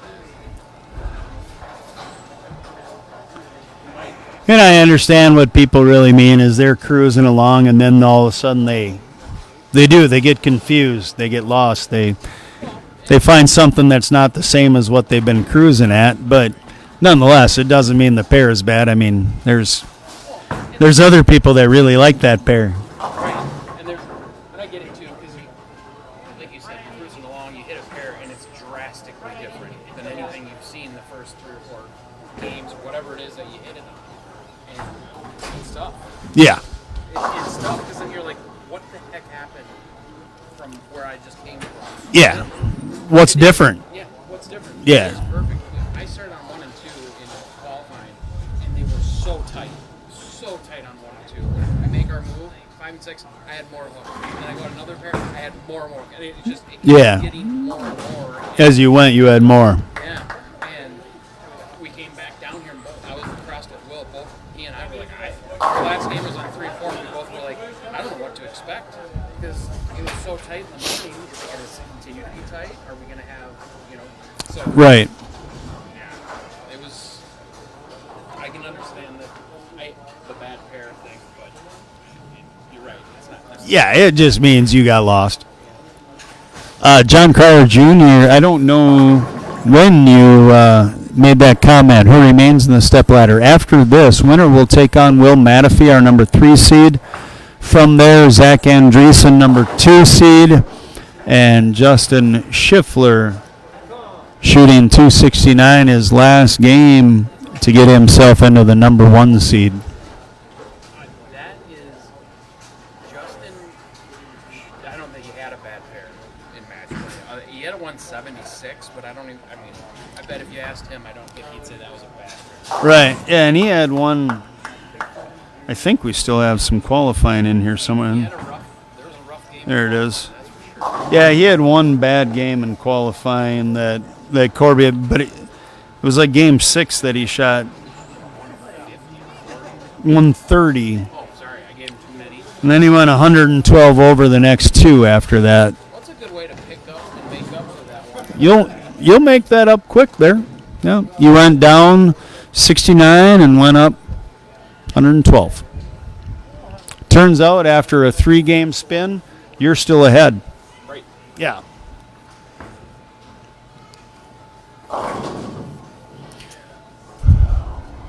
Well, there's just a different version of it, but at this point, obviously, this match is in hand, and he could have even tried another ball. We were kind of talking about things I haven't. No, that was still his Zen that he's been throwing. Now he's got a different ball. So that's how he shoots his spares in there. It's like an Origin or something. Blue ball. Blue and light blue and blue and another blue. Oh, that's spare ball. That would be a mix. Yep. And he did it. I shoot my spare, like even the bucket with the plastic. Today I did not shoot my double wood on the left. Mm-hmm. The bucket with plastic. I hooked at it. How did that go? Exactly. Good, actually. Yeah. Okay. Nice. It was weird. I felt like I could hook at it better than throwing straight at it, because I felt like I might back off. Like the spare ball might back off, and I didn't want to miss it and chop to the right. If I give it a little room, I was able to get there. Probably my best shooting on that silly spare in a while. So maybe I've learned something. But there was so much oil in the middle that you could look at it and not expect the ball. For sure. I was concerned the ball would back up. Back up. I'd be concerned about my shiny backing up like that too. I always liked 5.6. Yeah. I always like to hook at the double wood pretty much either side. And I do it out of pure habit, so sometimes I miss a few in league because I get a little surprised by some hook. But more often than not, I'm okay when it comes to tournament time because they're tighter and I don't get the free hook out of it when I go at it, and usually turns out better. Well, we're going to watch Dakota finish this off. Good job by William Jones getting to 240 there. Yep. Got the 105. All right. Moving on to 5 and 6. William Jones will be facing Will Mateffy. Will's the higher seed, so he'll get the choice, start or finish the match first. They got 2 shots on each, both players. I'm going to turn my mic off and make sure I get the scores in the computer quick.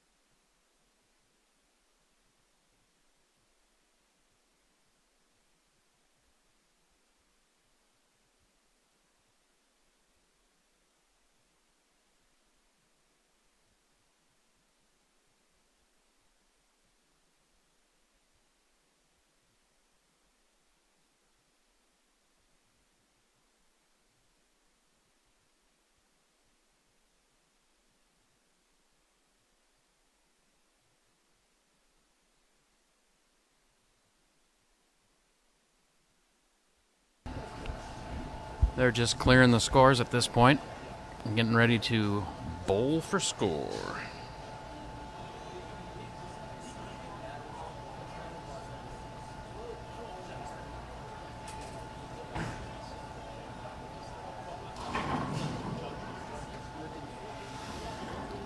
How embarrassing. My mic wasn't on. Unreal. You guys missed so much good commentary.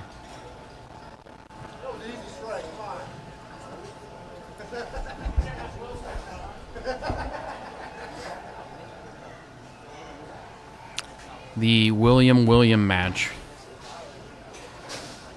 We'll see what happens. My bet is William.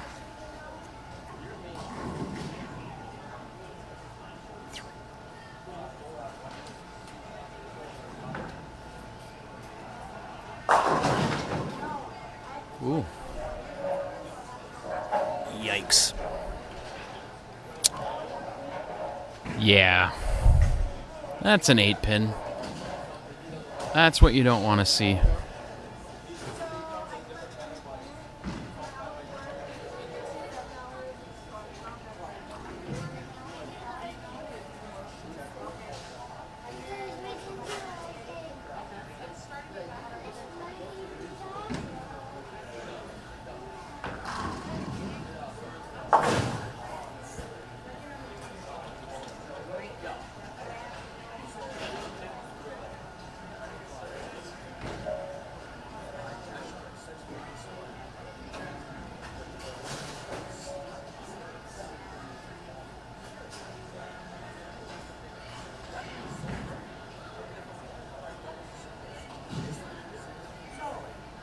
it.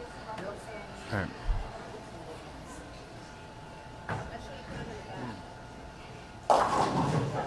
Got around that one quite a bit, actually. Why am I not?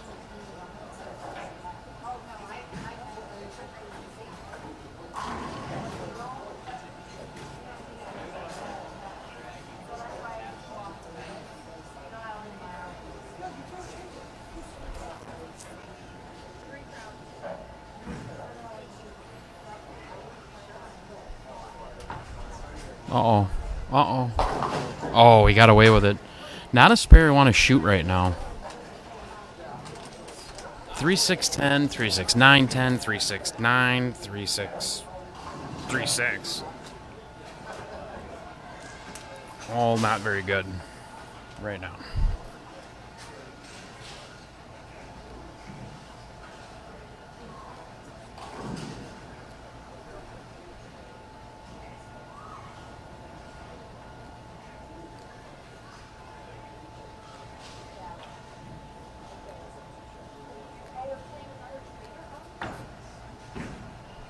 Oh boy. Give it a little room and you have nothing.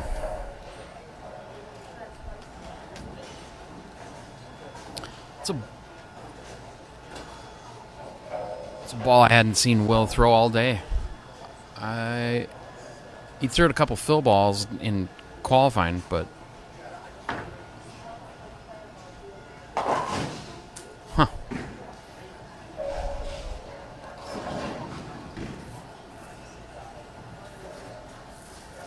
all right.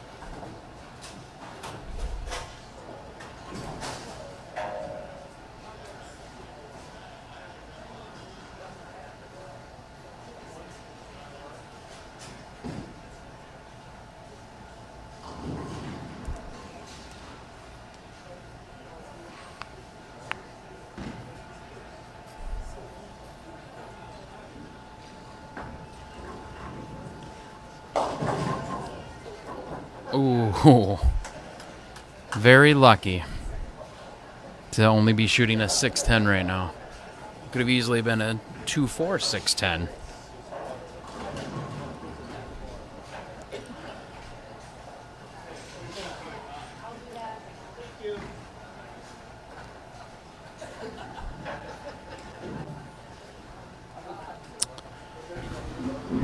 William, the Jones version, just went high and tripped out the 2-4 of the 2-4 6-10. And Will, the Mateffy version, just 2-8-10 down 5. Because, like we had just been talking about, got her a little right. And just never read. Never got there, yeah. So in 5 was actually the lane that William Jones flagged the head pin. It was 2 of them for sure out of the 3. So that it could be that lane might be a little tighter as well out of the 2.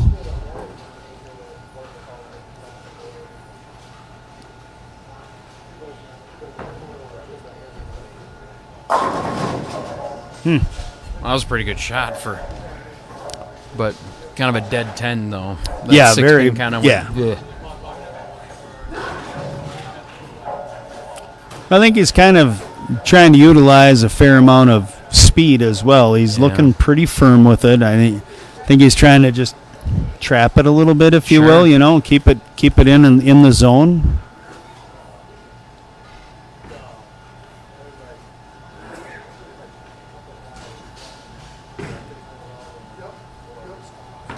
Oh. All right. He got her going right. He did. Kind of stopped quick. I think that's why the hand came up and did its thing.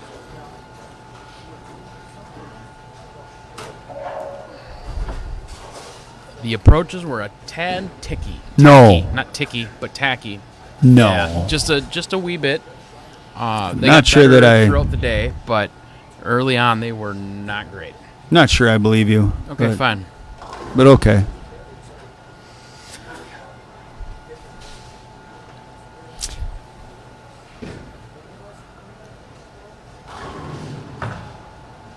Yeah, Will must have went to that ball, but he tried it a couple of fill balls in qualifying, and it didn't look very good. And Sure. Now it looks okay. Now it looks good. Yeah, it looks good.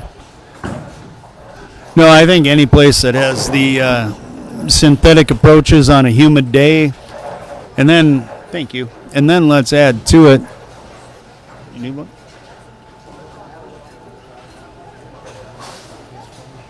That same.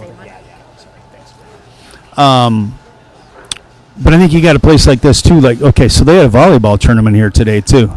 Oh, really? So there are a bunch of people now. You don't always necessarily feel that air change coming through, but you Yeah. got all the people coming in that bar door from the volleyball area. Ooh. And then it's just a busy center.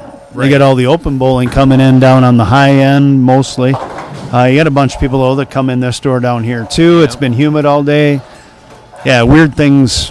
But he approaches the synthetic approaches. Yeah, it's brutal when the summertime hits. Oh, yeah. Absolutely. I Flaherty's fights with that a lot too. I know we bowled league there for years too on the Thursday night thing. Yep.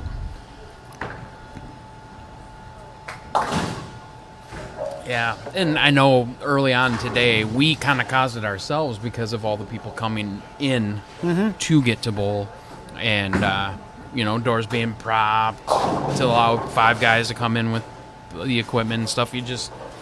It's hard to control that For sure. And it was quite cold when we got in here this morning. It was. And then it got warm before 9, when all the bodies got in here. And that takes the HVACs a while to try to catch up to that. So that's what he. Yep. And I think that might be a product of ball speed too. If he isn't as firm, that might actually be able to read and at least get closer to the head pin versus what he just did. Yeah. Because that wasn't as far right as some of the guys have gotten it and not had it read. And I think speed has a little more to do with it too. I mean, I might know something about a little bit too much speed. You might know somebody that throws it firm Yeah. in your household. Yeah. Oh, there's a good spare. That is a very good spare. Good spare. I believe that to be huge. Because your opponent sitting on the bench is thinking the best he's going to get an open out of that. Because that's tough with you have the sleeper back there too, so it's not. Yep. Yeah, for sure your opponent's already chalked that up as, Thank you. that's an open and I've got the advantage. Right. Oh. So to pick up the washout And kind of and then trip the 4-9. Yeah. Now your opponent wants to stab you with a meat thermometer in your ear. Oh yeah. Kick you in the shin too.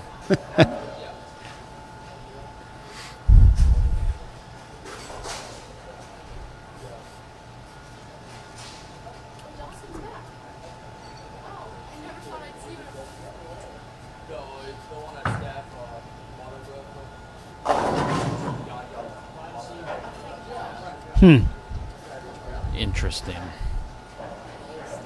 He was kind of in my way. I couldn't see that well, but I really thought that was going to get pretty flush.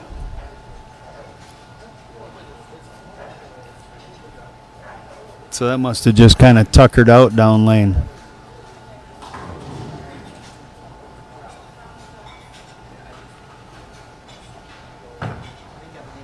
Uh-oh. Yeah, that was off the hand. All right. He's going to have to regroup here. See you later. We'll see you. Thanks for bowling today. Pull that up. There we go. Thanks for letting me finish ahead Thanks of for you. bowling. That's nice of you. Wasn't very hard, man. Didn't take much. Hey, great bowling in that PBA regional the other week here. Yeah. That's awesome, dude. What was that? What'd you finish? Second? Second? Yeah, second. Yeah. That's very nice. Very good showing. Now go gamble. There he goes. Yes, sir. Yeah. Yep, 7-8. No, 1 and 2. I'm just kidding.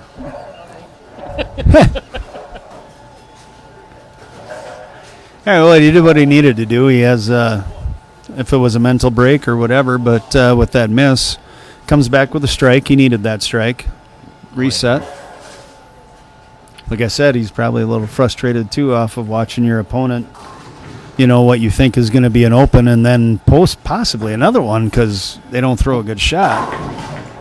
And then to trip the 4-9 after it is... Right. Yeah. Doesn't put a smile on your face, No, that's for sure. no.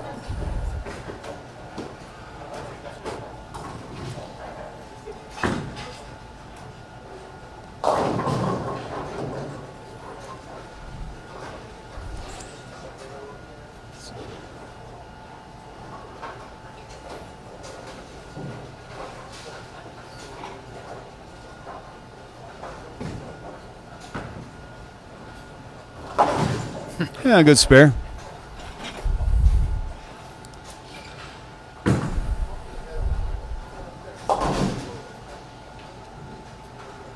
What do we got for a game here? He's got a 21 pin, 21 right now pin lead, but Yeah. Will's got a... Depends on if you like real potential math or the PBA math or how you like to figure it.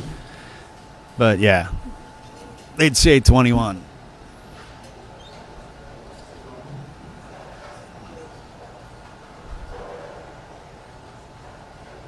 Yeah, he made a ball change. Yeah, I was going to say, I don't think that's going to get there. It's That another looked pretty similar to what Will's was there on 6. And he turned around and he did the Yeah. sign for calm down, which means I feel like he kind of got a little hyped up, got ball speed up. Threw it. Threw it. You don't want to through it.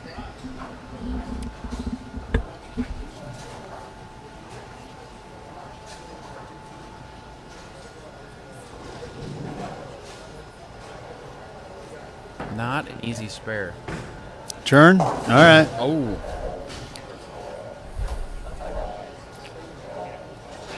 Closed caption to anyone living in the Cedarvale neighborhood of Eagan that has an extra quilt or blanket that they would like to drop by. I'm cold.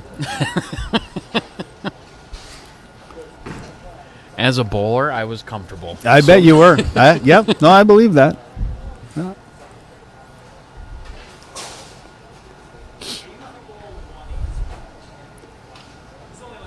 I like the light blue. Or the lighter blue, Oh, not yeah. black. Thanks. Yeah. Yeah, that's, yeah. And too hard to tell. We'd have to ask him. I don't know if that was a hand or a move, feet and everything else, but It took off. That's you went, for sure. you went from 2.45 to 3.610, and I mean, it could have even been just slowed up just to make sure that it got there, but yeah, that was left turn Clyde. oh, My man, gosh, that's easy the to second time do. with that spare. Yep. Spare is. I said it when you were gone. I wouldn't wish that on my worst enemy. My 3.610 right now. Any of that, any version of it. 3.6, 3.610, 3.69, 3.69. Well, especially the 3.690. Right. Double wood right now. Well, right. Yeah, it really seems like that would be ugly to navigate.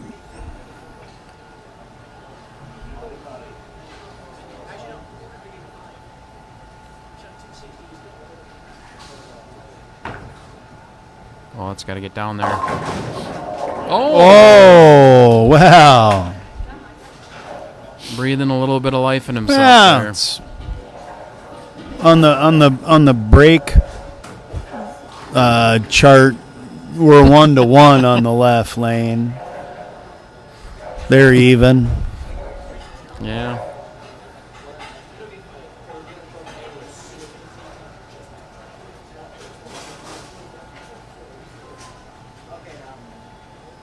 You still have that key?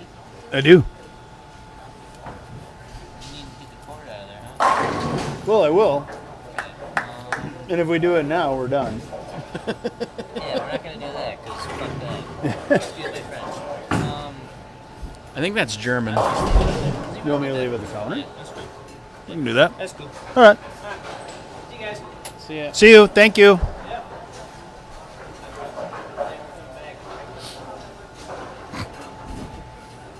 All right, he threw a pretty good shot for that strike while we were pro shop key discussing. Yeah, private.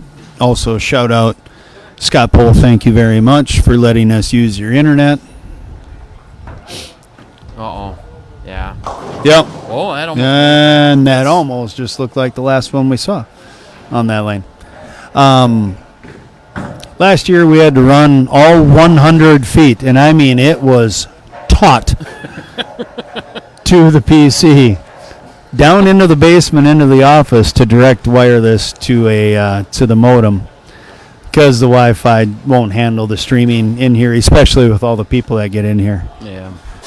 So, Scott, thank you very much. It was really sweet to be able to have to run that cable more like 20 feet, 15 maybe even, as opposed to literally 110 to the nose to get her there. But we were very thankful. Brent let us use a hard connection last year, and it saved the stream and made it much better. So, as always, all of the staff inside, regardless of what business, on track or Cedarvale or Fitz's, they do a good job. All right. Will punches out. Will Mateffy, that is, punches out. He will force William Jones to get the first one, right? Double, We'd have to double? wouldn't it? 'Cause he won- Doesn't Will max out at 190? Yeah, because if he... 50, 60, Double to 70, win. 80. Yeah, double to win. Yeah. Yeah. I was Chris Shankling it, thinking for the tie. Sorry. I think the tiebreaker should be Indian wow. Yeah, Indian leg wrestling? Leg wrestle. There's a lot of letters I added in there for some reason. But I'll jump in as long as Manhart's not here. the long legs got you. That's where I draw the line. Go. All right, good shot. I'm not sure what he was worried about. Well, I mean, I know what Well- he was worried about. Right. But that was pretty well thrown. Well, do what you got to do. Put up what you can put up and Yeah. see what happens. I mean, William Jones hasn't doubled. So, No.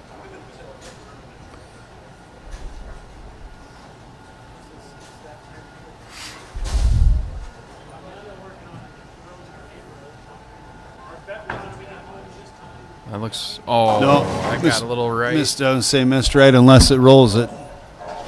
79. Well, 16. Well, he needs a mark. I was just going to say, and if you're in Will's camp, it's not like you've never seen it not happen before. Right. So you know it can, you know. Yeah. And if you're at, William Jones's camp, yeah, you just need that mark. Right. That's all you got to have. I have a punchable that's what Molly says. I got a very punchable face. It's just, yeah. Stay away from Molly Novak. She wants to punch you in the face. Only you. Oh, just me, apparently. Saved for me.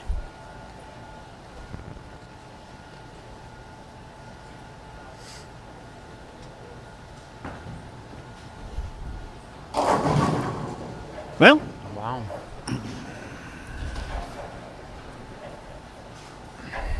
Well, not the spare I'd want to shoot at. nope. And if you look at the speed, now at home, this is cut off on the bottom of your screen. Gas it a bit. The fastest ball he had thrown so far in this match had been at 16.7, Oh. and that was 17.45. 3/4 of a mile faster, and that would explain why it didn't touch the head pin hard. But you got to have these two. There you go. Took care of business. On the lane. Yeah. That's it. Behind the line and on the lane. Well, a little more than on the lane, I guess. You got to have two. Yeah. 2 to win. If you could pluck the 6'10" only right now, I would so do that. Like if I was a good low ball shooter, I would just move way left and I would take just the 6'10" off the right and just be like, winner. Right.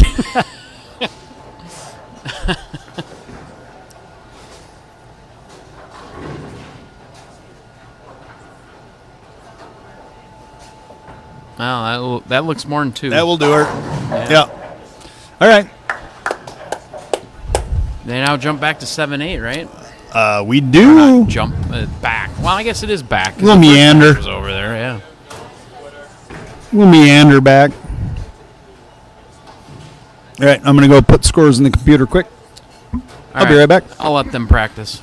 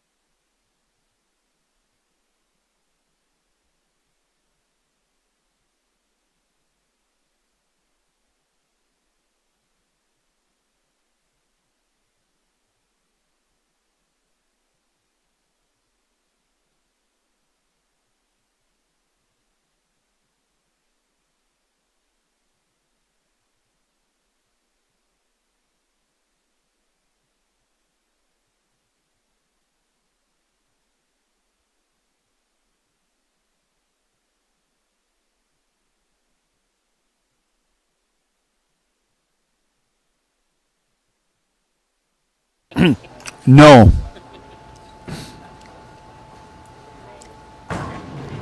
What about the ginger casher? That's where that went. I'm missing that all day. It's been missing special you, ginger too. casher? Yeah, No. Wait. unbelievable. Yes. 1 for 16 of the non-cashers. If you can get 15 of your ginger friends to come here as well, then yes. I think there's only 14 gingers in Minnesota, so I'm kind of screwed on that one. I won't make it. I won't make the number. I don't even know if there's that many. We're, well, yeah. So I don't know if you saw Say that. a dying breed, but does the devil's spawn actually breed? Hey, now. I jest. I don't know. if Still better anybody- than bald people. Well, there is that. Bald people. You can't trust them people. Andresen just missed I think it was a 10 pin? Throwing back up to it on the urethane and missed it. That is correct. So, if you're keeping tally at home, don't do that. Backup ball at your 10 pin from forever away. Like he hooked at it. I have a hard time I don't know. with it, but he's obviously he has a system, a reason, a whatever, Yeah. right? I mean, and he's so talented that it's really hard to, I guess, second guess. Good shot by William there. Yeah. I think William likes this pair. Or at least likes it better. I than guarantee he last. likes it better than 5 and 6. Yeah, there's no doubt just watching the last couple games. And then whatever match it was on earlier on too that he was on 5 and 6. That Yeah. it's I don't think he likes that pair at all.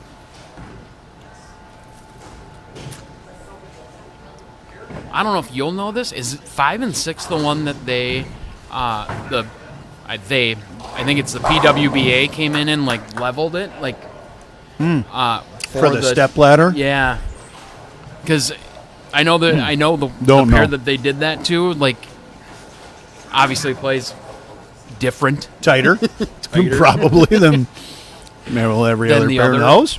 pair. Any other pair? Yeah, I don't know that.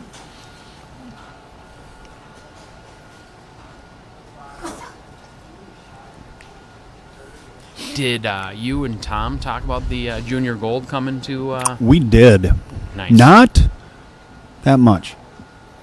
You did touch on it. Yeah, only to the extent really that we just got to mentioning the fact that Cedarvale was going to be one of the centers Yeah. hosting next year. And Dracula's is. Yeah, And then it's they have all three the all the 32s basically. Yep. You know, Concord is in there, Saxon's in there, Mermaid's in there. I believe Southtown, being the largest, is in there, and it should makes be, yeah. total sense that would be in there. I'm interested to see Saxon and how. What they come in and say might need to be done or anything. Thank you. You're welcome. Oh, You had a lot left, so you I know. If I could change my punchable face, there's a lot of things you can change. I'm working on it. No. No. Good ball. No. Great ball, everybody. Thank you too. Good tournament, man. Hey, you too. See you guys. See ya. Have a good night. Thank you. That was an 8-pin that, right? That looked different on the screen, but probably not as deserved.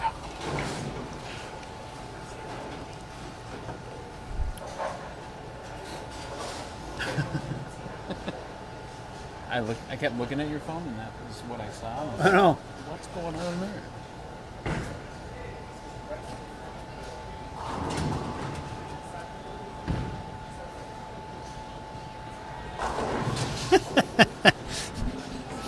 Brent, you can't ask people to send Xanax through the mail. Come on, man. It's illegal. No, I will leave. I'll leave my checks and my Xanax for you here. Just a handoff. Yeah, very cool. All new pin spotters scoring. Ricky told me today, sync, I believe, is what he said. He thought you guys were doing for scoring. And then, well, we saw the Atlas we saw that in work today, so that was pretty sweet too. Yeah, that thing works well. Pretty slick. Yeah. Absolutely. I know you had to pay the same amount you would for a decent car for it, if not even more. Well, it's not that cheap. But, yeah, no, that thing worked like a champ. I mean, I didn't really care for what it did for the match play because I didn't do very well, but I'm just one guy. I think every time you program that thing to re-oil, it sucks. Yeah. But when it's programmed to oil to start the day, it's fine. Fantastic. I'd use it every day.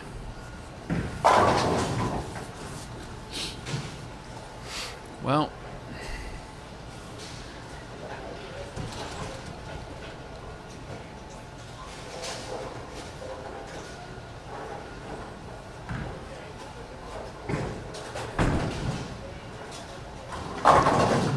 Wow. You don't see a lot of, and I mean that was a little superficial slap off, but Yeah. you don't see a lot of slap offs off of Zach. But it is also fun to throw wood like that, Oh, yeah. across the lane at a 10 pin. Oh, yeah.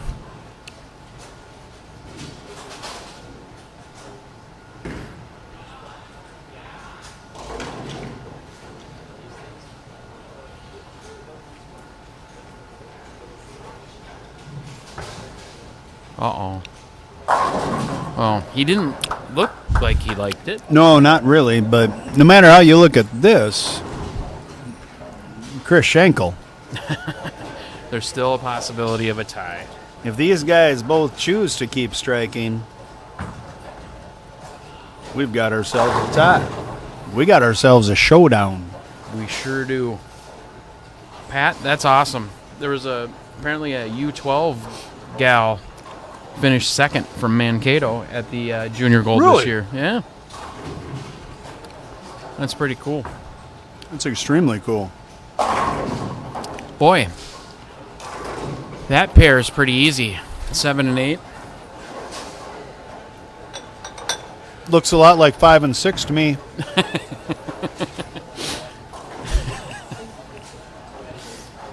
Just, a good pair and a bad pair.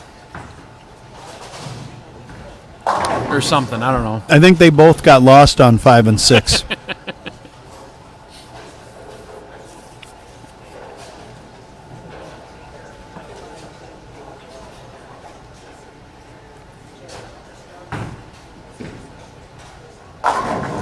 Oh, ouch. And there'd be some that would argue that the 10 pin that he carried on the last shot shouldn't have. Messengers, it's really a dead 10. The Messenger's the only reason, right? Right. It carries. And how fast karma comes back. Oh, yeah. So many times to give you a good shot that doesn't Right. when it should. So, if we're on string pins, that 10-pin messenger That's doesn't a dead happen, 10. right? And That's a but dead 10. What happens on that 7-pin? Carries. Right. Yep. So, it's just a flip. It's just different. Right. And that's why these people that want to, I mean, we've talked about it a handful of times now on the different broadcasts, but I bowled on certified string pins, and 100%, I deserved every dead 10 that I left, Yeah. but I also never carried a single one of them. I mean, I deserved them all, but not one of them went. Never left a 4, never left a 9. Every light shot that I had, every 7 was gone. Really? Interesting. And most of the 4s tripped. So it's just different. Different, yeah.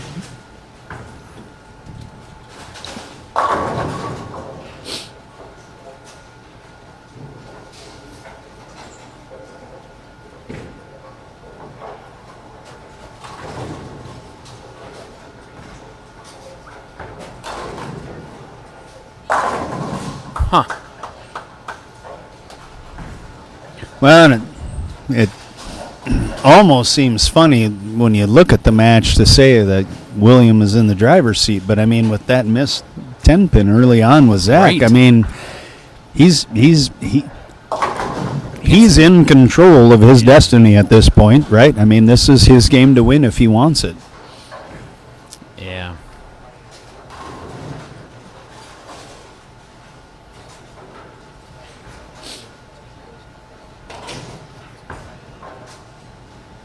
All right. Man. Now it's- we'll just go back the other way. Yep. Now Zach can step up and just say, it's my game if I want Right. it, and finish it off.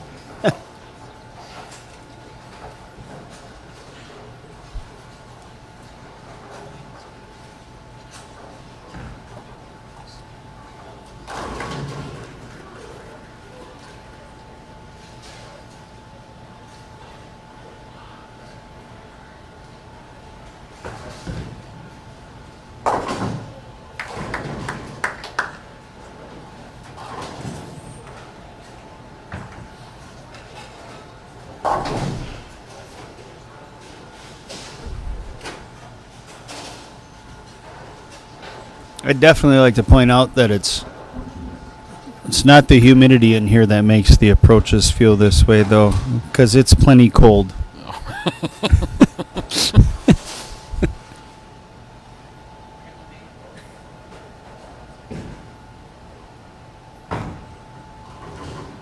Well, that was well thrown. Extremely. Yeah. Wow, There isn't much physically that he does wrong when he's in. Look, for sure with no thumb bowlers, there is some of it that becomes a little easier. The you never pinch a ball and Right. all that kind of stuff. But his rhythm, timing, the ability to let the ball swing free. Yeah. There's not much that he does wrong when he's in the zone. Yeah. Well, I'm assuming he's still throwing that purple urethane. Oh, tripped a 5-pin forward. See, that's why they have sweeps on the lane. Because if that right there, there's 6 pins on the deck. I bowled Schiffler my first match in Matchplay, and I walked over because Andresen was next to us. Yeah. And I was like, I'm trying to figure out what he's doing. Well, he's throwing urethane, and I watch it, and it crosses like 22, and we're on fresh, and I go, how does that even work? Like, Right. how does that shape? How does Yeah, that like yeah. like normal human beings? The ball we're the just- ball reads early. Urethane will read early, and then just kind of puke. Yeah. But his shape's like reactive. Yeah. Just not sharp at all. Just Smooth, smooth, reactive, and hits. right. Oh yeah, and Yeah. it's like it's a And reactive. goes through. right. Right. I It mean, continues. It's like, yeah. and I It's told the stuff the rest of us can't do. right, and that was what Justin said. He goes, I don't know how he's doing it. I obviously can't do it, and I won't ever be able to do it. But it's crazy to see. Yeah. And yeah, that's it. I couldn't Well, I believe think- it was urethane and where he was. I thought maybe he was further right. Nope, he was in 22. Yeah. urethane. I'm going, okay, well, all right, cool. Well, you remember Mike Fagan subbing on our tournament That was team unreal. and team challenge. Yep, It was a Bolero, wasn't it? it was like Yeah, Brooklyn Park, Brooklyn Park. Center, Yep. whatever. Yep. that's still funny to this day. It's Really a good story shot. Oh yeah, talk about. yeah, He but with comes up- Steve. Yeah. Oh yeah. Well, he comes up. We're in practice, and he goes, "Do they ever oil the front part of the lane?" And we're going, "No, I guess not." And then he throws 2 more with like resin. He comes back. And he goes, "Do you guys mind if I try something?" And we all look at him, going, "Why would we mind if you try something at this point?" So he pulls out urethane and throws it, and he goes, "Well, this is about the best thing I got." And we're going, "Well, okay." Okay. And he's like, "Well, it's urethane. We're here for a game. Go ahead." Right. And then he just proceeded to just whack him with that. That was nuts. Well, it was when he decided to move from like 5 board to 25 Yep. with the same pitch black in his hand, Yeah. and then not miss for the next half hour in a team challenge. You Yeah. know, that was the impressive Yeah. part to me. Like, yeah. I just jumped 20 boards left, urethane, Right. shaped it the same. Right. Actually, shaped it more Right. because he was trapping it from the right, and all of a sudden he's hooking it Round from the it. left. Oh, yeah. Yeah. No, that was impressive stuff to watch for Super sure. impressive. And we still talk about Nava. What else? What else you got in the bag? Begging, trying to help him. What else you got? One shot in practice. What else you got in the bag? All right. So 237 is what we got to for William. Yeah. And clean, great game. 250. So 9.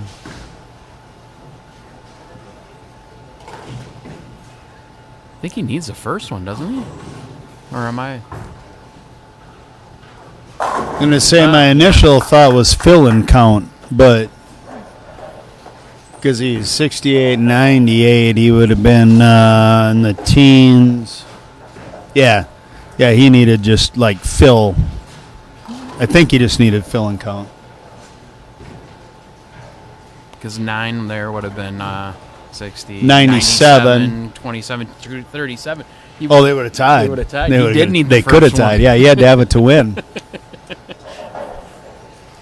It's a good thing he's good at math and we're just sitting here trying to figure out math. Cause Or he's good at bowling, so he doesn't have to do math. just gets up and goes, "I need strike." Yeah. Yep. Just like Hulk, must have strike. Yeah. Good shot. Obviously, great game. We'll not look at the first frame and give him a pass. Right. But anyways, Zach will be moving on. He'll be going to face Justin Schiffler here in the finals.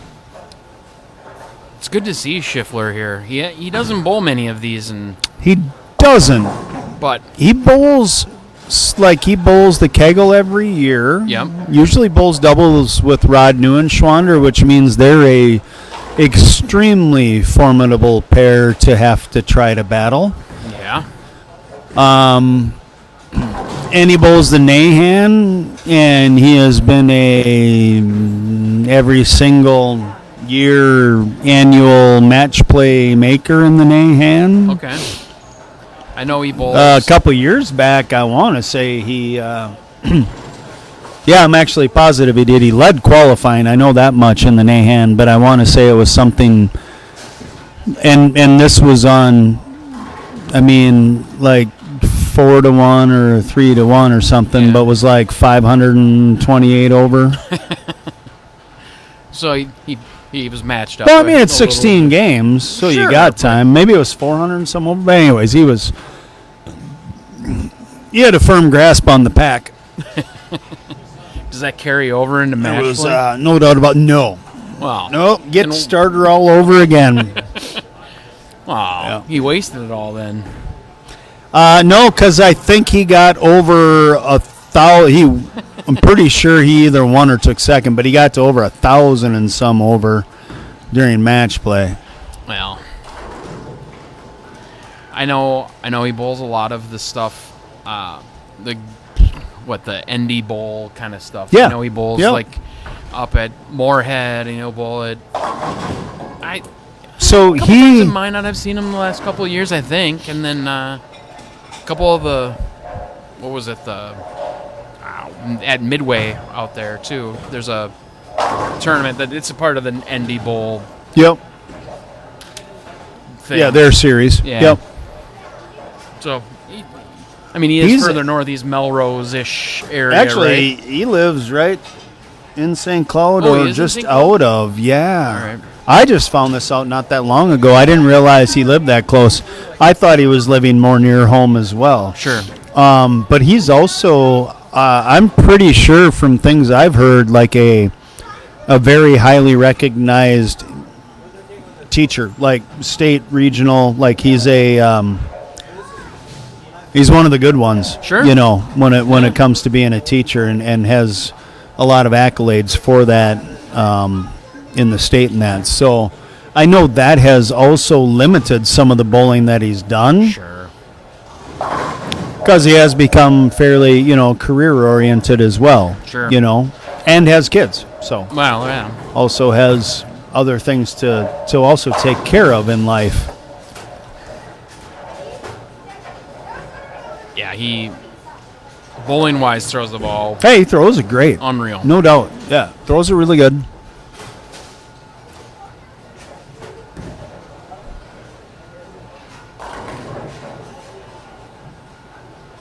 Some would say, just like his dad, I vehemently disagree. No offense, Craig. Yeah.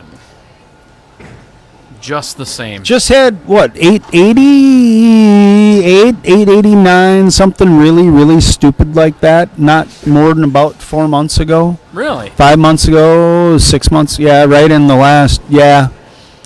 Yeah, shot quite the set. Well, that's a good set. If Records, it's in the 80s. well, records for most places, like for sure Melrose, obviously, Yeah. right? But unless you're Southway where 900's been shot, even- I don't even know how you're that guy did it. New Must have been wild. Prague where 900's been shot. Your Sunray where Robbie shot 889 like 25 years ago. Right. So Well, that's been shot. And then Wayne. I was going to say Wayne Poole had Wayne Poole at had 889 or 898 Yeah. or whatever it was. 880 something or 'cause he had whatever. 9 pinned in game 2 or Yeah. something. Like silly, way but- back in the day too. So St. Paul records were pretty unattainable Right. for quite some time, really. And then now, of course, we've got, when it comes to state records, 900s, in the state, got that two kind of of them. thing. So, yeah, Yeah. it's. Anyways, Justin's 880 something, whatever that Was it was. at Melrose? Yes. That's pretty good. Awful impressive.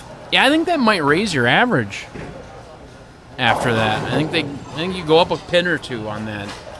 Well, maybe not for him. He might have been averaging 255 or something, but that's what we'd call the opposite of average management. Shooting a number like that hurts. Shopping, everything. Gotcha. Well, I answered a question I was going to ask. Are they in the Bet You Win? But That would they be are. yes. They are. Yes, they are. Weird. Weird those two are in it.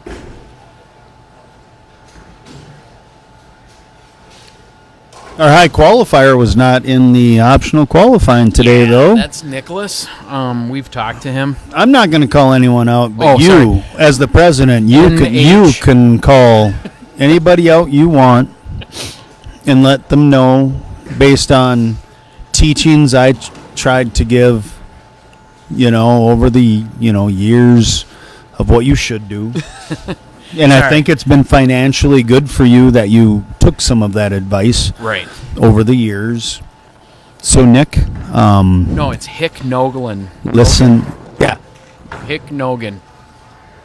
Oh. Yeah, we talked to that individual. I don't know that he'll change his ways, but we did talk to him. Some people need to be hit amongst the head more than once before they learn.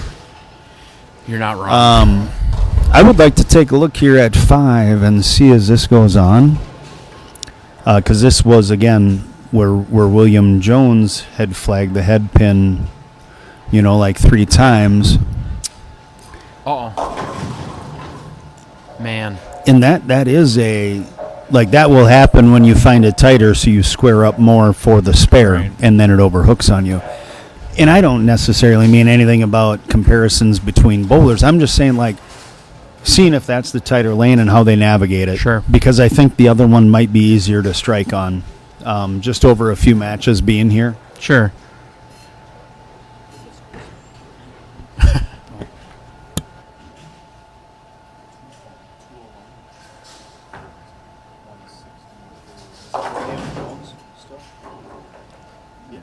For what?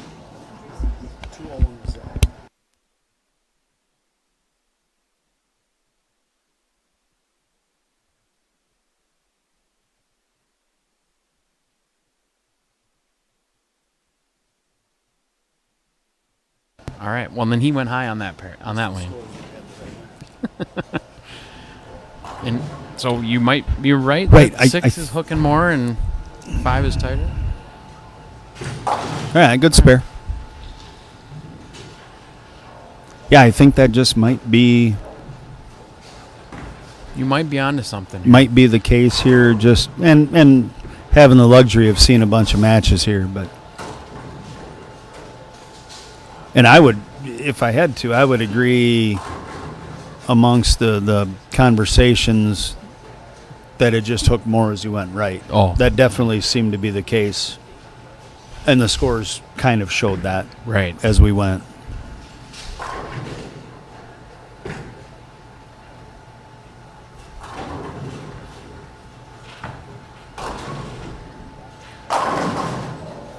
That was a really good shot. It was.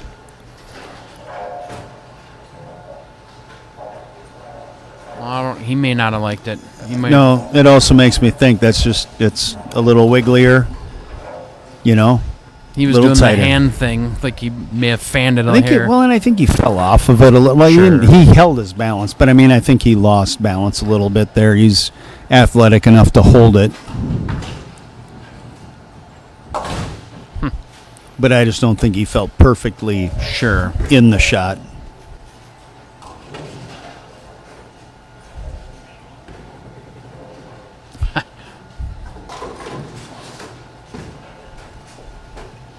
I don't know why people say that. It's always 10 frames. It's the same length every time. Every time. Every time.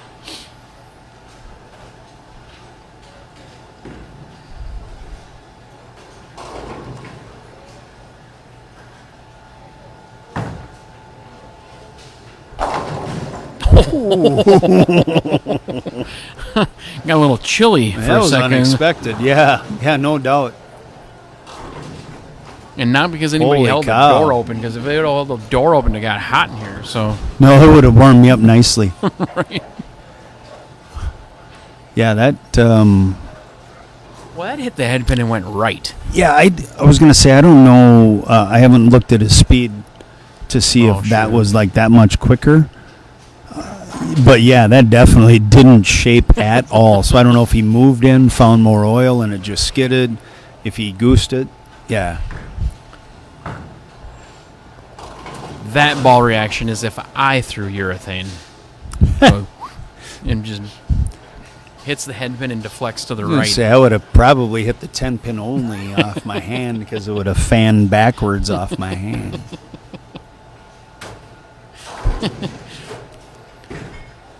We've been asking if you threw a backup ball on that one. Shut up! Every ball's a backup ball for me.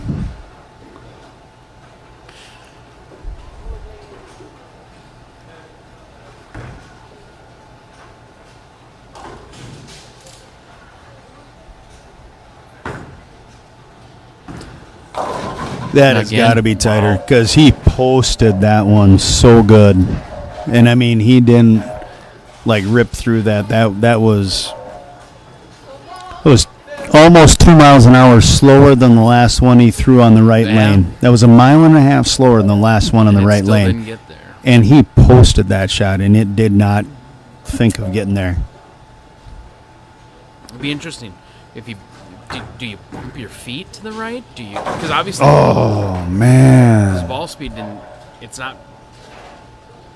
If he's paying attention to ball speed up there, it wasn't ball speed because he didn't. Correct. He didn't goose it, but Yep. that's a tough move to go right on a. And I almost feel like that's just the wrong ball. Well, yeah. And he he knows his stuff well, Yeah. and he is a urethane guy. Maybe he's got a different urethane that might work, but that just on that lane, he might be able to find something fine on the right lane. Oh, he liked that one. Oh, yeah, he liked did. that one. I would have liked that one too. Had I Yeah. thrown it, yeah, that was a great shot. Oh, he wanted to pounce. The shark smelled some blood in the water. That's for No sure. doubt. Are you saying that because he told me to show the shark moves? Yeah, that's exactly it. And that guy's beard thing that he's got is. I thought I'd call you. I don't know what that is, but No, we're confident and original. Sure. Whatever you say. We did not steal anybody's stuff. At all. Except for the shark stuff.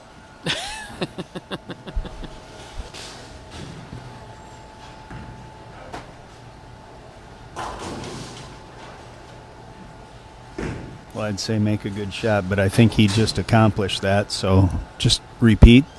yeah.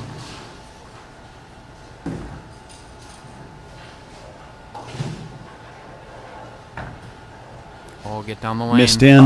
Yeah, missed in on that. Yeah, this spare. You know, and I mean, you are at the luxury of your opponent is open twice in 3 frames, and so you're not feeling pushed yet. But good golly, Yeah. and I mean, you've thrown a couple good shots that haven't gone your way, but man, you know you've got to strike soon. Right. Not the spare. Uh-oh. Oh, okay. good. I was expecting it to read a little bit, and Thanks for all you guys do. Thanks for bowling. Great Good bowling, match. man. Well, good day. Appreciate it. Yeah, thanks, Tyler. Appreciate you, man. Happy to be back. Yeah. bowling. This pair looks just like I remember. That's what we're talking about. Matt could have done better than that. I'm not sure. Thanks, you too.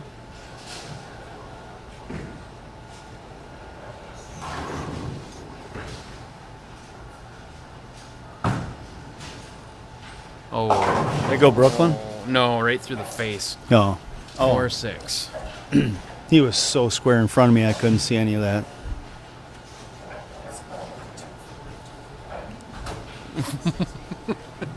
It's this pair. That pair's. It's a tricky pair. All of them. I think they've just gotten lost. That's what I think it boils down to. Tomato, tomato.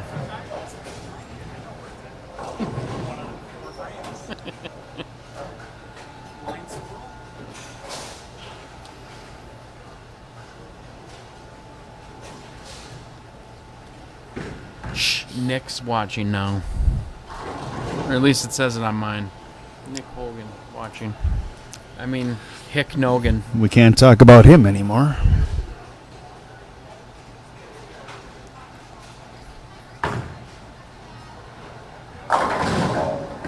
Oh. Finally get it there and left with a mixer 7.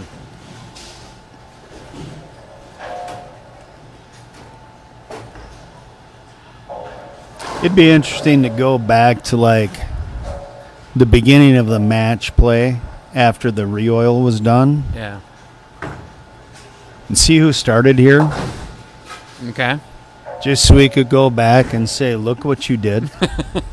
You created this? Look what you guys did. What were you thinking? This is your fault? I can't believe you. The next CBA location is Sunray, Sunray. August 10th. August 10th. Oh no. 36910.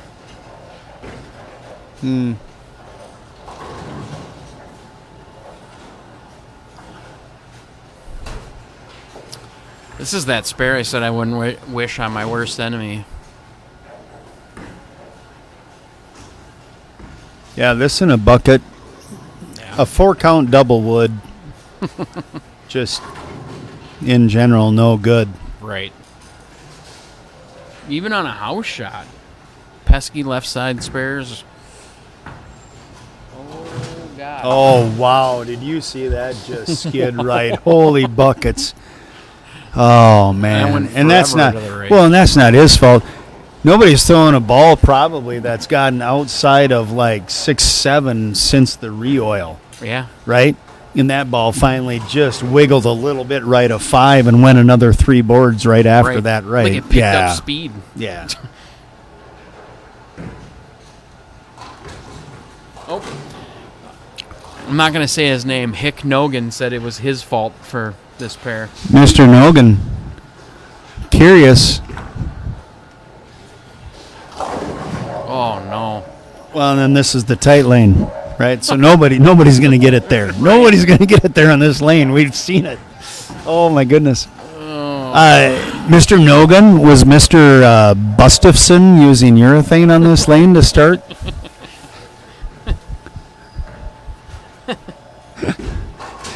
No, I'm not even going to blame that. It just obviously lane 5 is tighter than 6, and Considerably. it's by a bunch, so it's just such a different dynamic. Yep.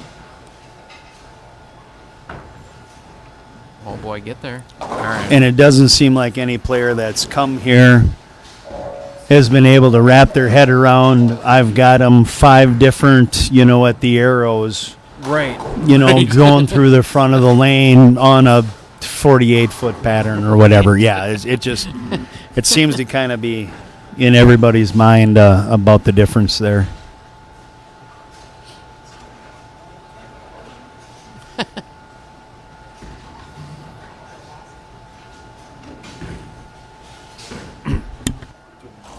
What's that?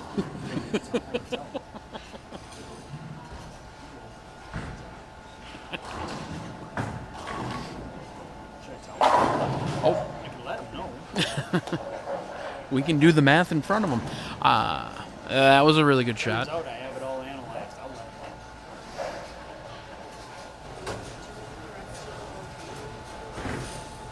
I don't know about all of them, but Sunray's next month on the 10th. Some are. What's after Sunray? Is Sunray your place? Yeah. So yeah, St. Cloud after that. And that's going to get pushed back a week. Oh, is it? Yeah, because the 14th is going to end up being the Fall Classic Oh, I think I saw in Iowa. Yep. chatter So about we're gonna push her back to the 21st. That still keeps us off the MSC date. Okay. So all that's good. I think I got the dates right. I think it's Oh, 7-4. man. Yeah. He just posted Well, great shots. and That's great. what's going to make the difference coming down the stretch, right? I mean, neither one of them has had a good look on either lane. So who finds it first and who can make up for their mistakes the fastest? Right. October is the doubles. October's the doubles, still need a venue, but the date is solid on it. We're going to do it that. We'll find someplace for sure. So Get there. November's Oh. Garden Center again Yeah. in So November. November's Garden Center. December will be Southtown. Oh, That'll be that's the CBA Masters. Yep. We also this year will have the Minnesota Masters on the last Sunday of December. That'll be at Southtown, so those are good. Perfect. I'll stop there. Yeah, that's too much. Uh-oh. Well- Uh-oh. God. Just because I don't have January finalized yet, but I have a good idea. Oh, Justin. Until then, the only is the doubles. Yes. Yep. I would bet dollars to donuts that we'll be at Mermaid, but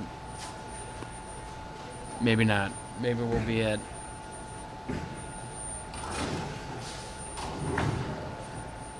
Oh, boy. Oh, man. the old 189. Yeah, you just got that way wide. We'll probably be in Austin for the doubles.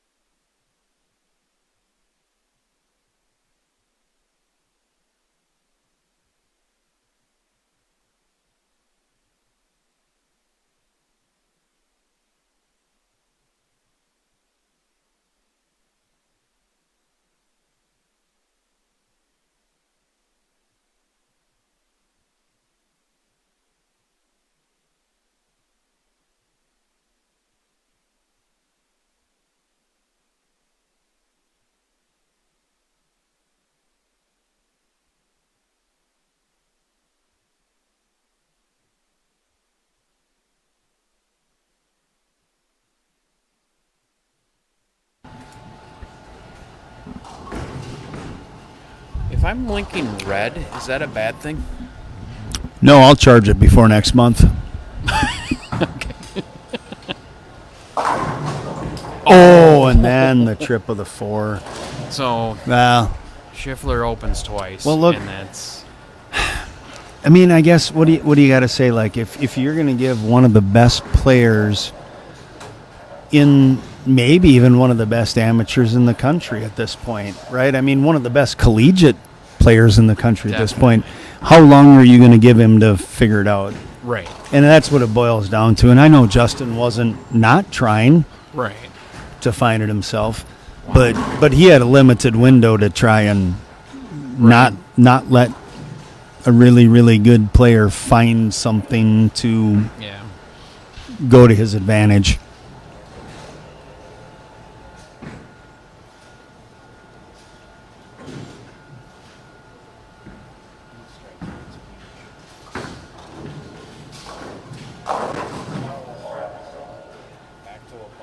That lane.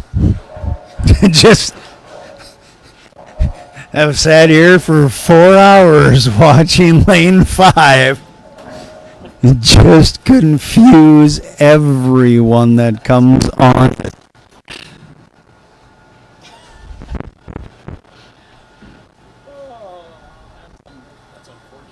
Yeah, yeah.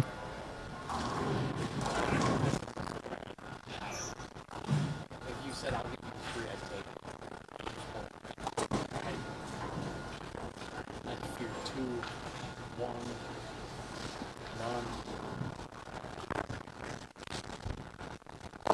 Oh.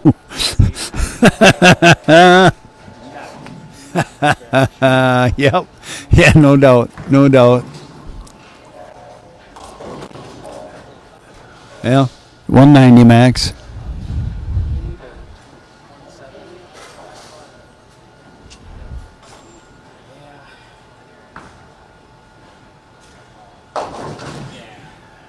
I think that was a change. Was that a ball change too? Yeah. Yeah, he's...